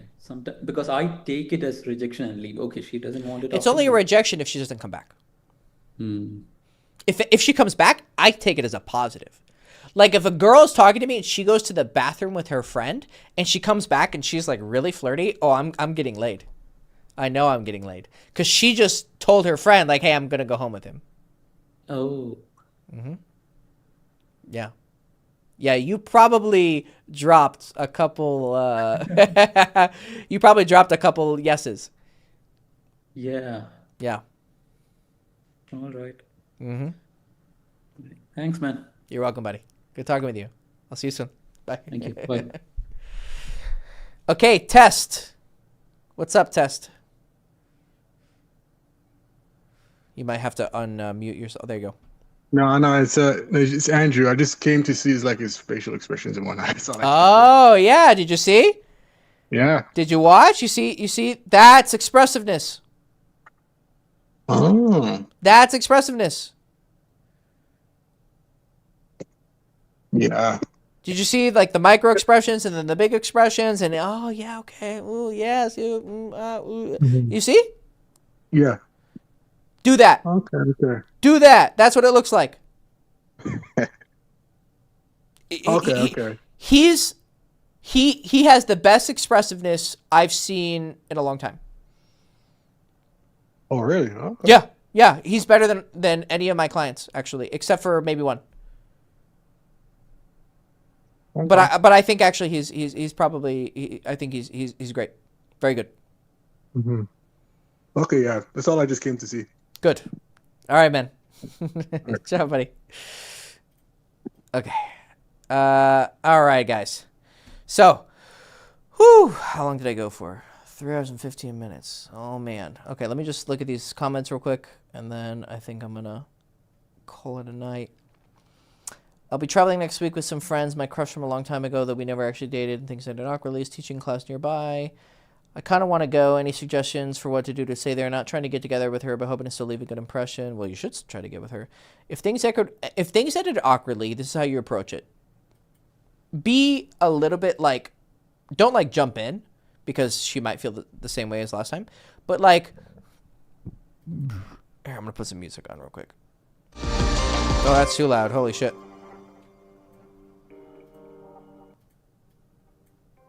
One second, I'm going to test.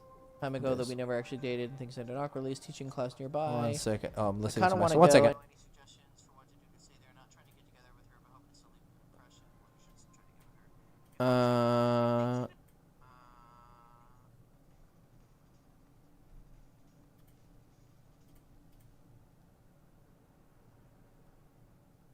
Is it not showing? No. That's weird. Oh, because I turned it off. Duh. I'm fucking retarded. I got to it. What's going on here? I just want to learn how loud this shows. 1 second. Play it for a little bit.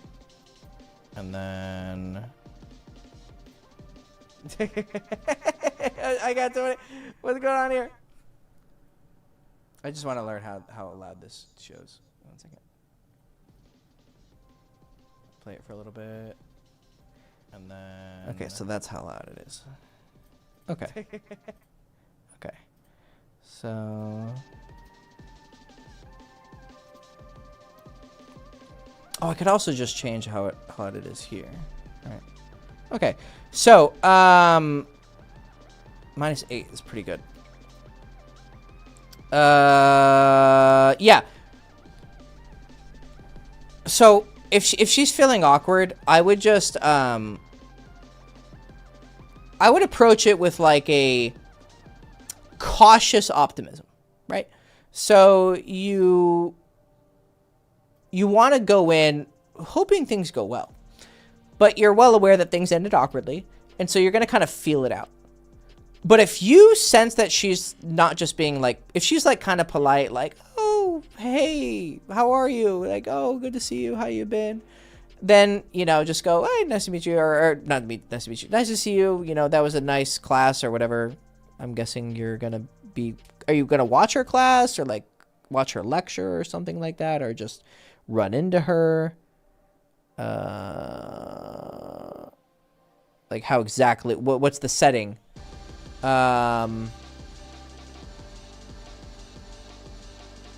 But anyways, if you don't see her be like, oh, hi, hey, how are you? Then I would just be like super like distant. But if she's like that, then you can kind of warm up to her. But I think, so you are going to attend the class. I would definitely go approach her after the class is done. And then I would see how she responds.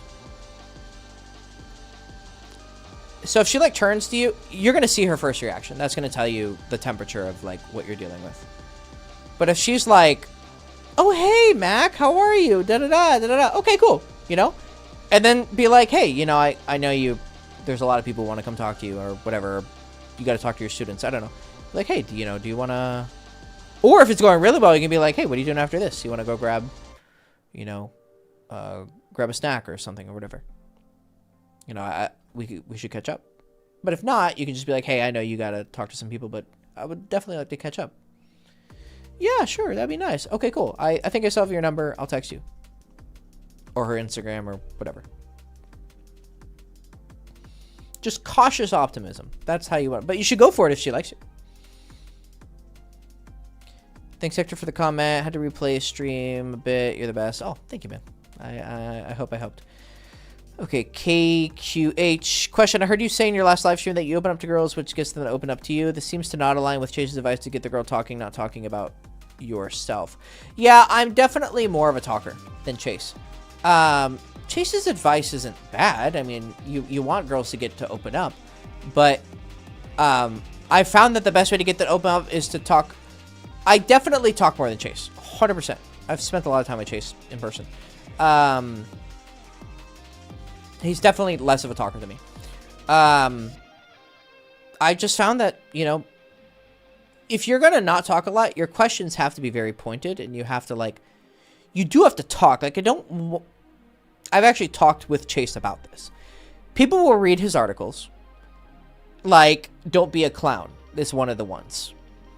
And then they'll take that as a fucking suggestion that you should be like a block of wood who's unexpressive. And Chase is like, yeah, that's obviously not what I mean. Like, it's just sometimes hard to get across nuance when you have a theme. If your theme is not to be a clown, people are going to be like, okay, I got to do the opposite. And it's like, that only applies if you are one of the clown people. But, like, if you're a block of cheese, you need to, you know, show some fucking something, right? That may not be the article that's for you, right? So if you're having problems getting people to open up, then your issue is probably not being open enough. The advice of, like, getting girls to talk is mainly geared towards the guys who are talking too fucking much and not giving the girl space to actually open up. They're smothering her with attention and emotions. But there could be the case that, like, you are actually not being open enough. It would be a question of what's your problem. Think of dating advice as medicine. Different people need different prescriptions. Yeah. So I would figure out what your problem is. What's your disease? What's your social romantic disease? And then you apply the medicine that corresponds to that. Love your articles that girls chase. Stories are crazy and insightful. I'm glad you like them. You're welcome. And you're welcome, Mac. All right, everybody. Oh, wait, here we go. Got one more. You're probably sick of this, but what do you think of the look maxing epidemic? It makes sense that men's looks are the most powerful attractor to women. It's not the only thing, but it's number one. Are you saying that it makes sense that men's looks are the number one? Or you're saying, what do I think about people saying that it's number one? Or are you agreeing? Because if you're, I've seen you leave comments. You usually leave black pill comments, if I remember correctly. Because I remember that name and that icon. I agree. And what do you think? I mean, you've asked. I think I've responded to you before.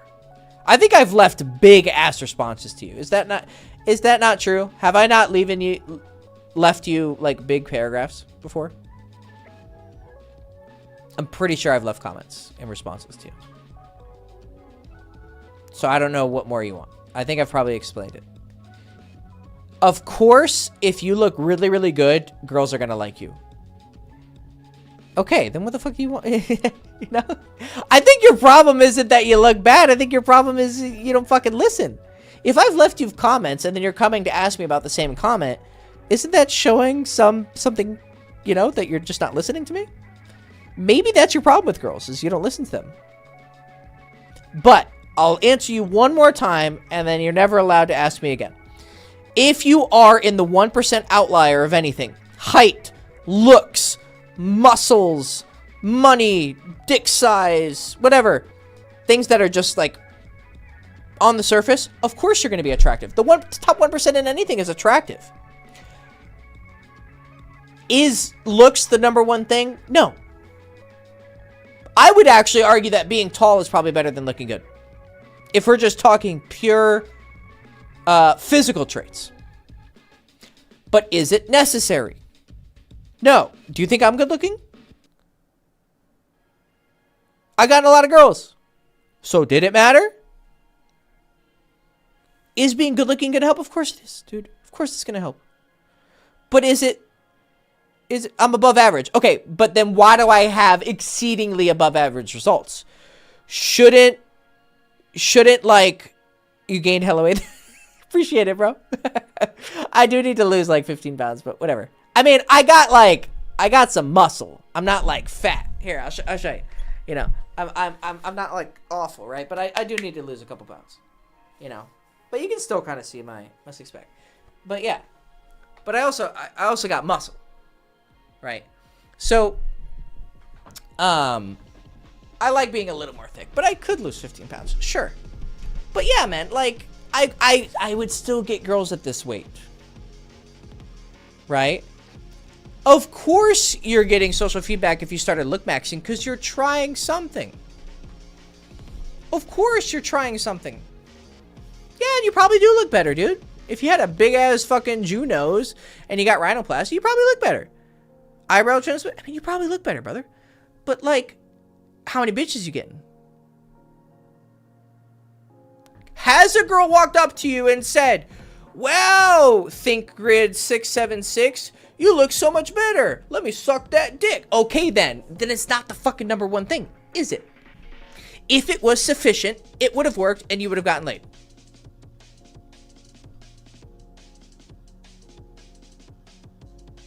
I mean, you just proved me. I'm getting social feedback. I don't give a shit about social feedback. I give a shit if they're sucking your dick. Okay, then why aren't you fucking them? If they said you're handsome, then why didn't you fuck them yet? You also probably feel more confident. There's probably a feedback loop where you think you look better, which you might, dude. I'm not saying you don't look better. I'm just saying you probably feel better, so you have energy. You have better energy. You're probably not some depressed little, You know, you're probably like, okay, I feel good about myself. So you're probably expressing better energy now. You haven't made a move. Why? I thought looks is everything. Why do you need to make a move if looks is everything? Why do you need to make a move if looks is everything? Simple question. Yeah. I do think that it's a downstream effect. You're feeling better, you look better. Yeah. Okay, so your argument is that you're not done with the look maxing, that's why you haven't gotten laid. So you think that once you're done with the look maxing, a girl's gonna come up and say, hey, Think Grid 676, can I suck your dick? Is that your theory? Come on. Come on. Nigga, please. Really? That's your theory? Come on. Get the fuck out of here. Have you seen a picture of my friend? Have I showed you a picture of my friend? You had two girls walk up to you and say, can I fuck you? Why didn't you fuck them? I'm confused. Yeah, my Giga Chat friend. You've seen him. Social circle? Okay. Social circle what? If they walked up and said, not cold approach. Okay. Right. They walked up and said, can I fuck you? Why didn't you fuck them? And this is after your surgery, I'm assuming, right?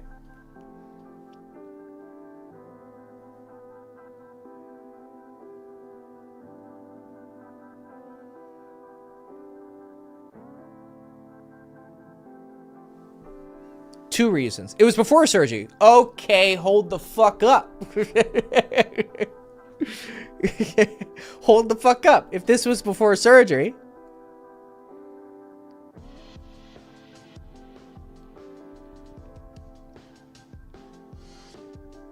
First one was 5th grade. Oh, you were in 5th grade and some girl propositioned you?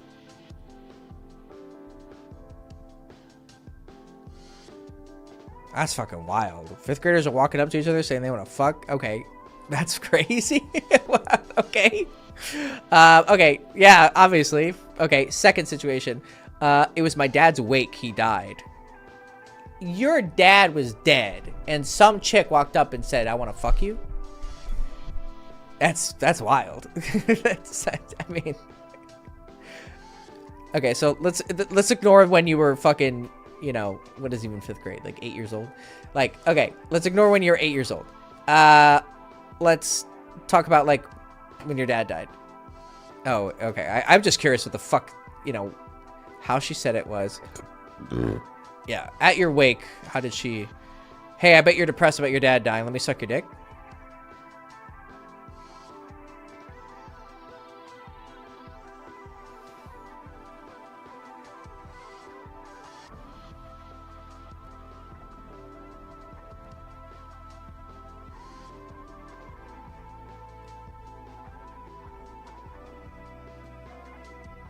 I'm waiting for him to say how she said it because I'm so curious. By the way, you have to if you said something like explicit in the chat, it usually gets filtered out. So I don't think it showed up. So make sure if you use any explicit words, like use like a substitute word. I don't control it. I don't try to moderate it, but.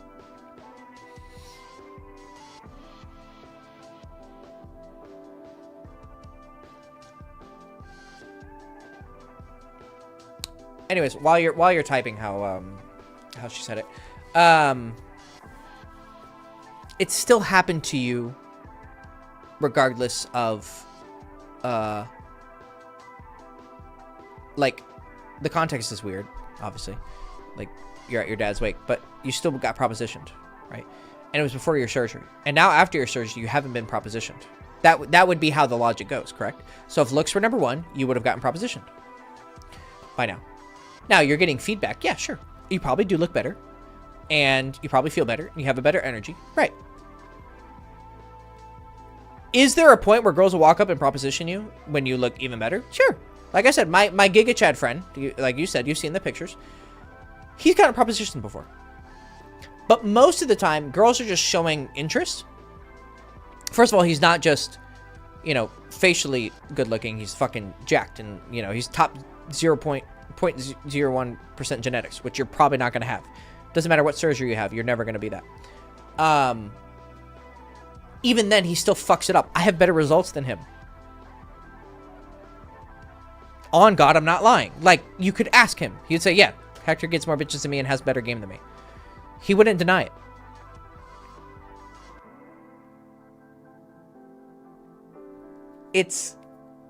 It helps, but it's not necessary.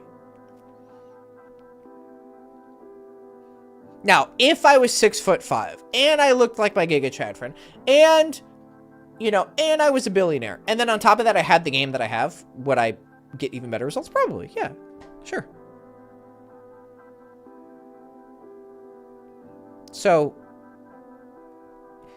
you're taking something that is of, unless you're like super overweight, it's not enough to get you girls straight to bed 99% of the time. Exactly. So then why are you putting yourself through these, you know, life-altering procedures? I think it's like marketing or sales funnel. Sure. Yeah, that's fine. You think that you're more attractive on the surface, and so you're widening the top of the funnel. Sure, dude. Yeah, that's fine. But you've already done surgery, okay? I probably wouldn't have recommended it, but you did it. Whatever. And if you look better, I'm happy for you, brother. But, like, now you've tried one variable. Try the other variable. Like, you seem to have an obsessive personality. Like, you've asked me the same thing like 10 times, right? And this is the last time we're talking about it. Try the other side of the experiment. Go learn to be more outgoing. Ask girls out. Be assertive in your interest of asking them out. Have conversations. Be a good listener. Of course you're hella obsessive, dude. You got fucking surgery. That's pretty obsessive. Now be obsessive about your personality, your courage, your charisma, conversational skills, listening to people, caring about people.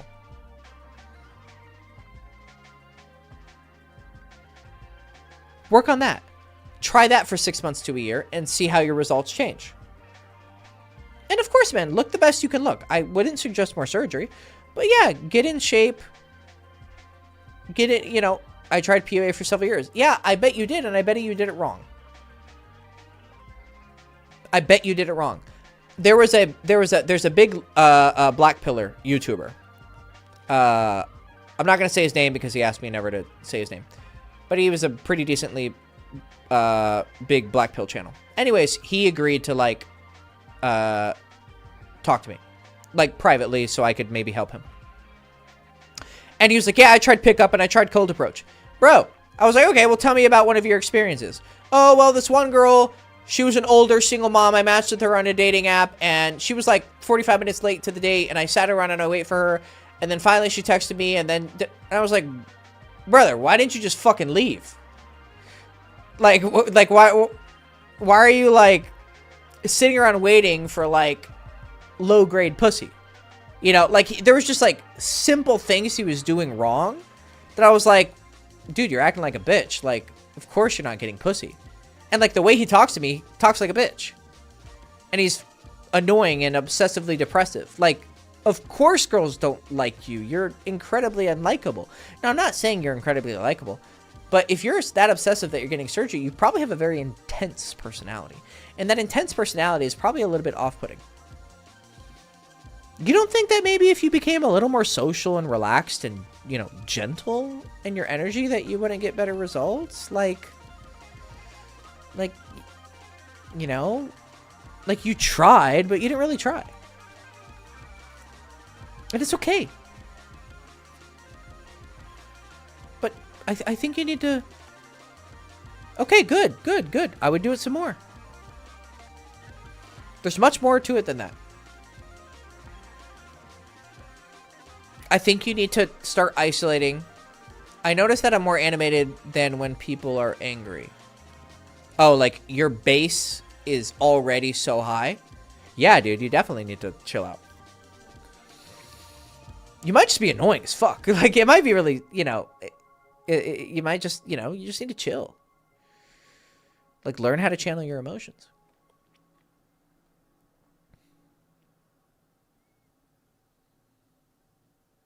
Just like you got surgery that cut your nose in a certain way, your personality can be shaped and sanded into something more enjoyable. But just like a couple people on this call have said, like, we're dealing with very abstract, difficult things. Would it be easier if you looked Max? I think that if you look Max, let's say you started to get results, right? You would only improve this much. Because let's say you get better like first impressions, and then you do this much work to like get results, and like you're happy with this. I think the same thing happens if you get rich. Some guy thinks, oh, I need to get rich first before I can get pussy. Because you know there's people out there who think it's money. And then there's people who think it's looks. And if you three got in an argument, you would all fucking like punch each other in the face. You'd say, it's about looks, and this guy would be like, it's height, and then this guy would be like, it's about your wallet, and you'd all knock each other out. Because you're all for fucking sure that it's about these things, right? Guys who get money. Let's say he might get really, like, confident that he has money. So he's going to be out there fucking throwing money around, driving his fucking Lambo, and he's just feeling good. Well, that's going to front load his personality. He's going to probably attract people with his energy. Because it took a lot of work and fucking, oh, yeah, I did it. Yeah, I'm a millionaire, or I'm a billionaire, whatever. And then he'd get some results. But then what would happen is he'd probably attract the wrong kind of girl. And he wouldn't learn game, and he would just be reliant on the fact that he was successful. Well, he's going to find himself surrounded by another guy who's a millionaire or a billionaire. And that guy's going to fuck his bitch because he decided to date some skanky whore who's gotten a bunch of plastic surgery and just attracted to guys with money because she wants to live the good life. And then he gets destroyed. And fucking puts a bullet in his head. Like, this shit happens. You know? So, like, I hope that never happens to you, right? I hope that you don't get destroyed by a bad experience. But I think that focusing on your looks too much, and then whatever gains you get from that, if you rely on that, if you then hit a wall, let's say you get rejected by a girl you really love, or like you do date someone and they break up with you, there will be a moment of intense cognitive dissonance where you'll have to say, okay, the fact that I was good looking wasn't enough to keep her. And that moment is either going to remake you or it's going to destroy you. Because you're going to go, how much better can I look? How much more surgery do I have to do to make myself better? And you'll realize you've hit a wall. You've hit diminishing returns. Like when you're stun locking someone on World of Warcraft. Like if you pile on the stuns, eventually diminishing returns happen and the stuns are like 0.1 seconds. You have to, you know, like you have to like relax and then apply the stun later.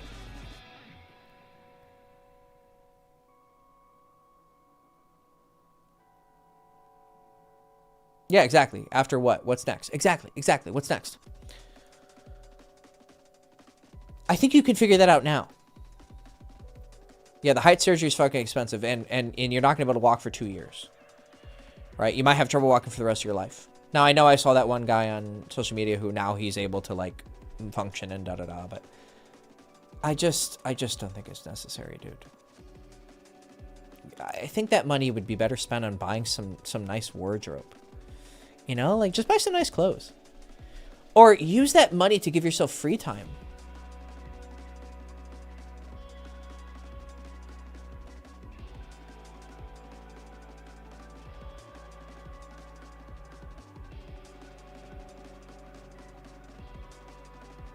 It's the validation.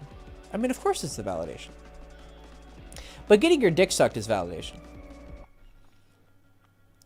Like, you're actually hinting on something correct. Sex isn't just about the physical act. There's a part of it.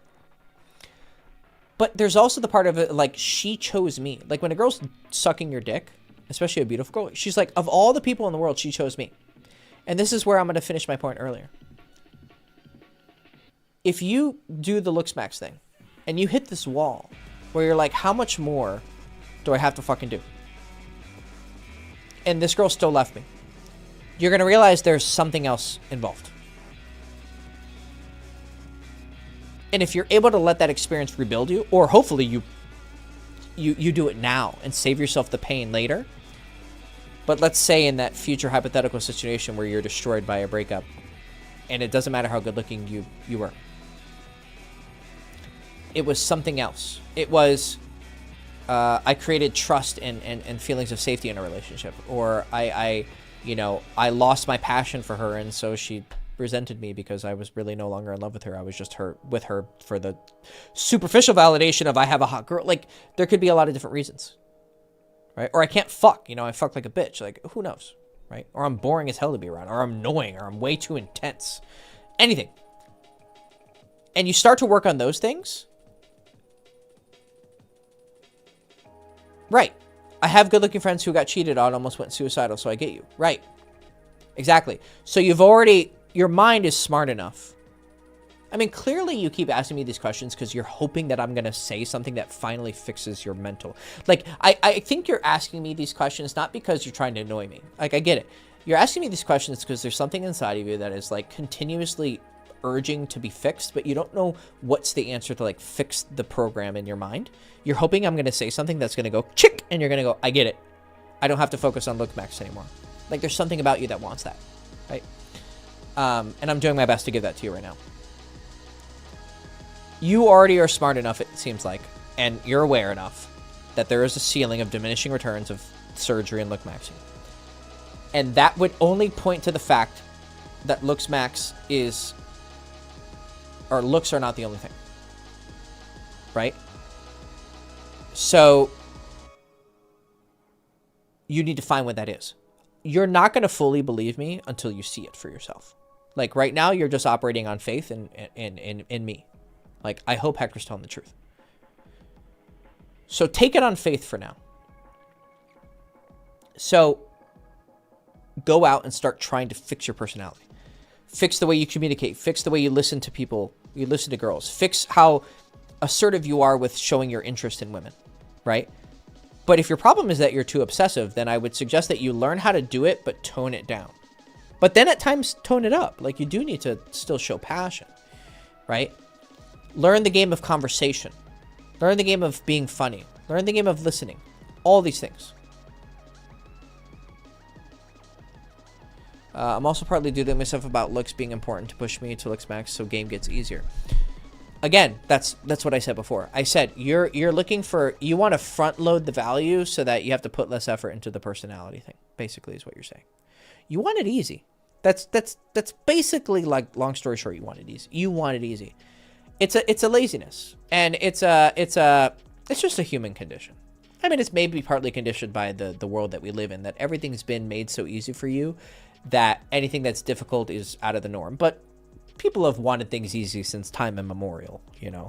I'm sure some kid living in luxury in, 1100 AD, balked at the fact that he had to learn, military strategy, or, the king, who is his dad, wants him to do this or do this or do this, and he didn't want to do it. He wants it easy because everything in his life has been easy. It's not just something because of the 21st century. Yeah, it's like investing in a house or apartment for rent. Expensive at first, but in the long run, it's semi-passive recurring income. Exactly. So, looks maxing is like doing day trading. But not even. That's not even a good... Like, you might get high profits initially, but eventually you're going to lose it. Like, I knew a guy who was a day trader, and he's like, it's fucking gambling. You're going to lose it eventually.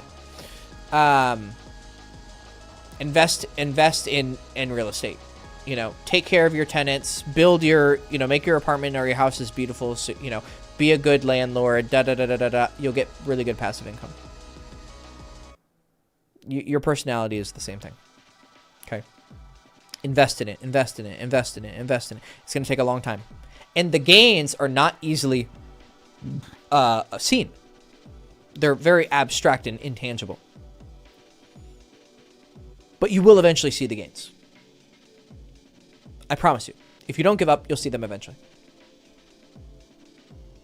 So, keep watching my videos, but you're not allowed to talk about look maxing anymore. This is the last time we have this conversation. If you choose to go in the direction of getting surgery and all that, okay, man, I hope that, you heal well and nothing hurts you. But this is the end of our talk about look maxing. Work on game, work on conversation. I don't care how good you look, how tall you get. I'll get better bitches than you and more bitches than you. And that'll be true forever. The only way you're going to challenge me truly is by improving your personality. Improving your swag, improving your aura, improving your fucking everything. Go do that. And I hope that one day you beat me. It won't happen, but I wish you the best. Okay, buddy? May you be well, may you be happy, and I hope you find everything you're looking for. Hey Hector, what's your advice for someone with commitment issues? He says specifically attract girls with emotional unavailability to protect his... He says he specifically attracts girls with the emotional unavailability to protect his peace. It means that he's... Oh, I understand. He doesn't want to get serious with the girls, so he only picks girls who have also commitment issues. So he does that as a way to avoid... The only way is he has to do a leap of faith. Because clearly he has commitment issues for a reason. He's been cheated on, or he's seen horrible... His parents had a horrible relationship, whatever. He has to take a risk. What I would advise to him is, one, take a smart risk. Like, go after healthy women with, like, not personality disorders. They're not massive hoes. They have good relationship with their parents. They have, good healthy traits in general. So that's a safe risk, but then you still have to take the risk. And that's just like, courage. So I would say that he needs to become more courageous in his life in general, as a way to condition himself just to become generally more courageous, and then just take the leap. And then he needs to learn how to run the relationship. Like, relationships aren't a buy it and it just grows in value automatically. They're not stocks. You have to run the company. Relationships is not buying stocks. That's how almost everyone fucking sees it. I buy a stock and it grows. No. Relationships are buying a business and you run that motherfucker. You and her run it together. You're the CEO. She's a high-level executive. You're the leader, but she's still intimately involved in the daily workings of the business, and you should definitely listen to her and, like, involve her in it. That's a relationship. That's a marriage. Is you run the business together. So it's a daily, weekly, monthly, yearly thing. And it's very complex.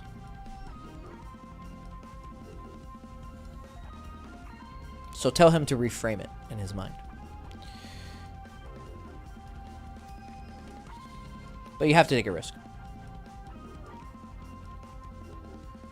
Why isn't in... Oh, wait a second. You have some follow-ups. Yeah, so he doesn't hurt then when he quits the relationship. Do you have to decide the type of relationship at the beginning or know what you want exactly from? Because I think that seems to be the issue. What do you mean type of relationship? Like, you should only be having strict monogamous relationships. I think anything else leads to a very unhealthy dynamic. You should look at a relationship as a tryout for marriage. I don't think you should start a relationship with someone you don't entertain the possibility of marrying. I think that's a waste of time. Samuel, why isn't indirect day game better than direct day game if it gives you more time to create interest before putting her a decision where she can reject? Why isn't indirect day game better than direct day game if indirect game gives you more time to create interest before putting her a decision where she can reject? Because I don't think that extra 30 seconds to a minute is going to change her mind. I don't think that you're going to, like, do anything different. I think that your vibe within the first 5 seconds is pretty much what it's going to be in a minute or a minute and a half. What you do in the next couple of minutes after a girl decides to stick around and talk to you isn't growing attraction, like lust. It's growing trust and growing a connection. But I think her initial attraction in terms of lust, like would I fuck this guy, is going to be pretty visible in the first couple seconds. And I think when you're doing indirect game, all you're doing is delaying that yes or no. I don't think it's actually like improving your odds of getting yes or no.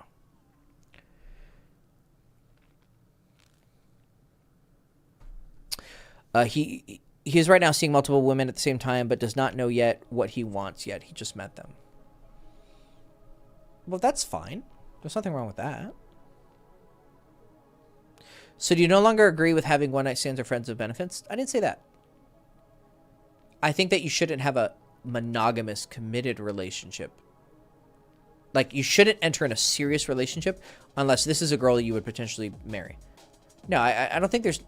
I don't think you should just do a bunch of one-night stands, and I don't think you should just only do casual relationships. I think an excess of hedonism is usually not healthy.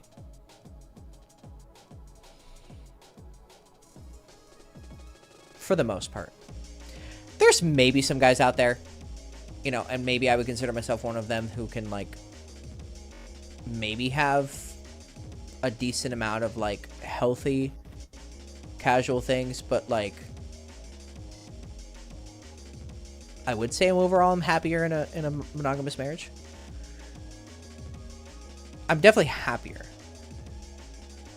There's obviously a certain level of, like, excitement that you're losing when you're, oh, I get a new girl, oh, I get a new girl. Like, yeah, you're trading that.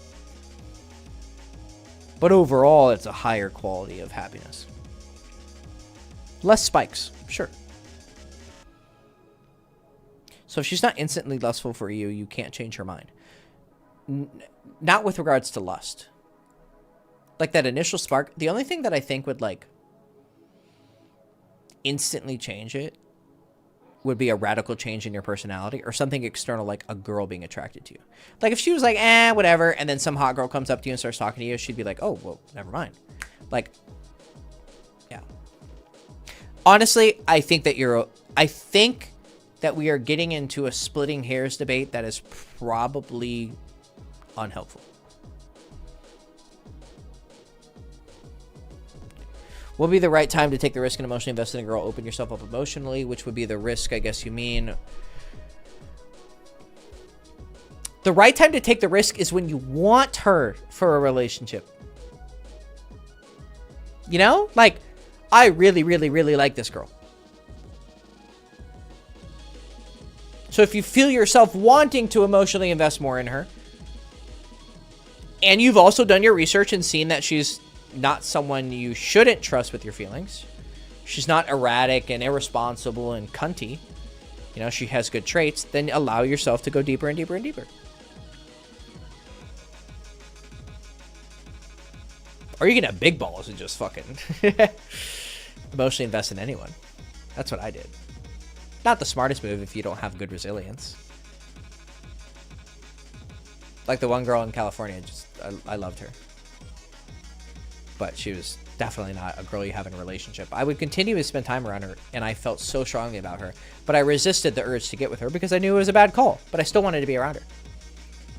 It was difficult. Most guys would have folded. I didn't. I did have a call with her a couple of years later, though. God, she was, you know, gorgeous, beautiful, great pussy, great sex, everything. But clearly not good for a long-term relationship. But I had a call with her a couple of years later. I was like, if I would have asked you to be my girlfriend, would you have said yes? She's like, yeah. Because she did say she wanted a relationship when we first started fucking. But then she agreed to just, you know, she just wanted, I mean, she was okay with just having sex. But she's like, yeah, I would have said yes. I really liked you. But I think it would have been more trouble than it's worth. What's your opinion on Zamperion? I've met Zamperion personally, spent time with him half a dozen times or a handful of times. And I know a lot of people who are very close to him. I know a lot about him. But I try not to comment on people in public that I know. I just would say he's got game.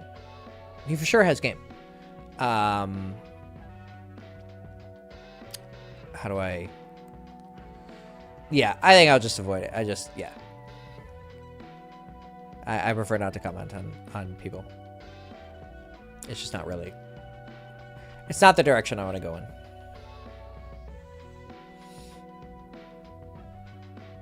But he has some game. He has some charm to him, for sure.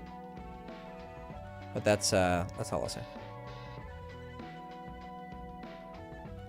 So, I'm definitely wiped, guys. I was gonna stop at three hours, and then I went another hour. So, all right, boys. I'm sorry. I gotta cut it here. I'm exhausted. So, I wish you guys all the best. I'll be back next Thursday. I'll do streams on Thursdays and Saturdays, and I'll keep it at 7 o'clock or 8 o'clock Eastern. So. Adios, guys. Wish you all the best. Ciao.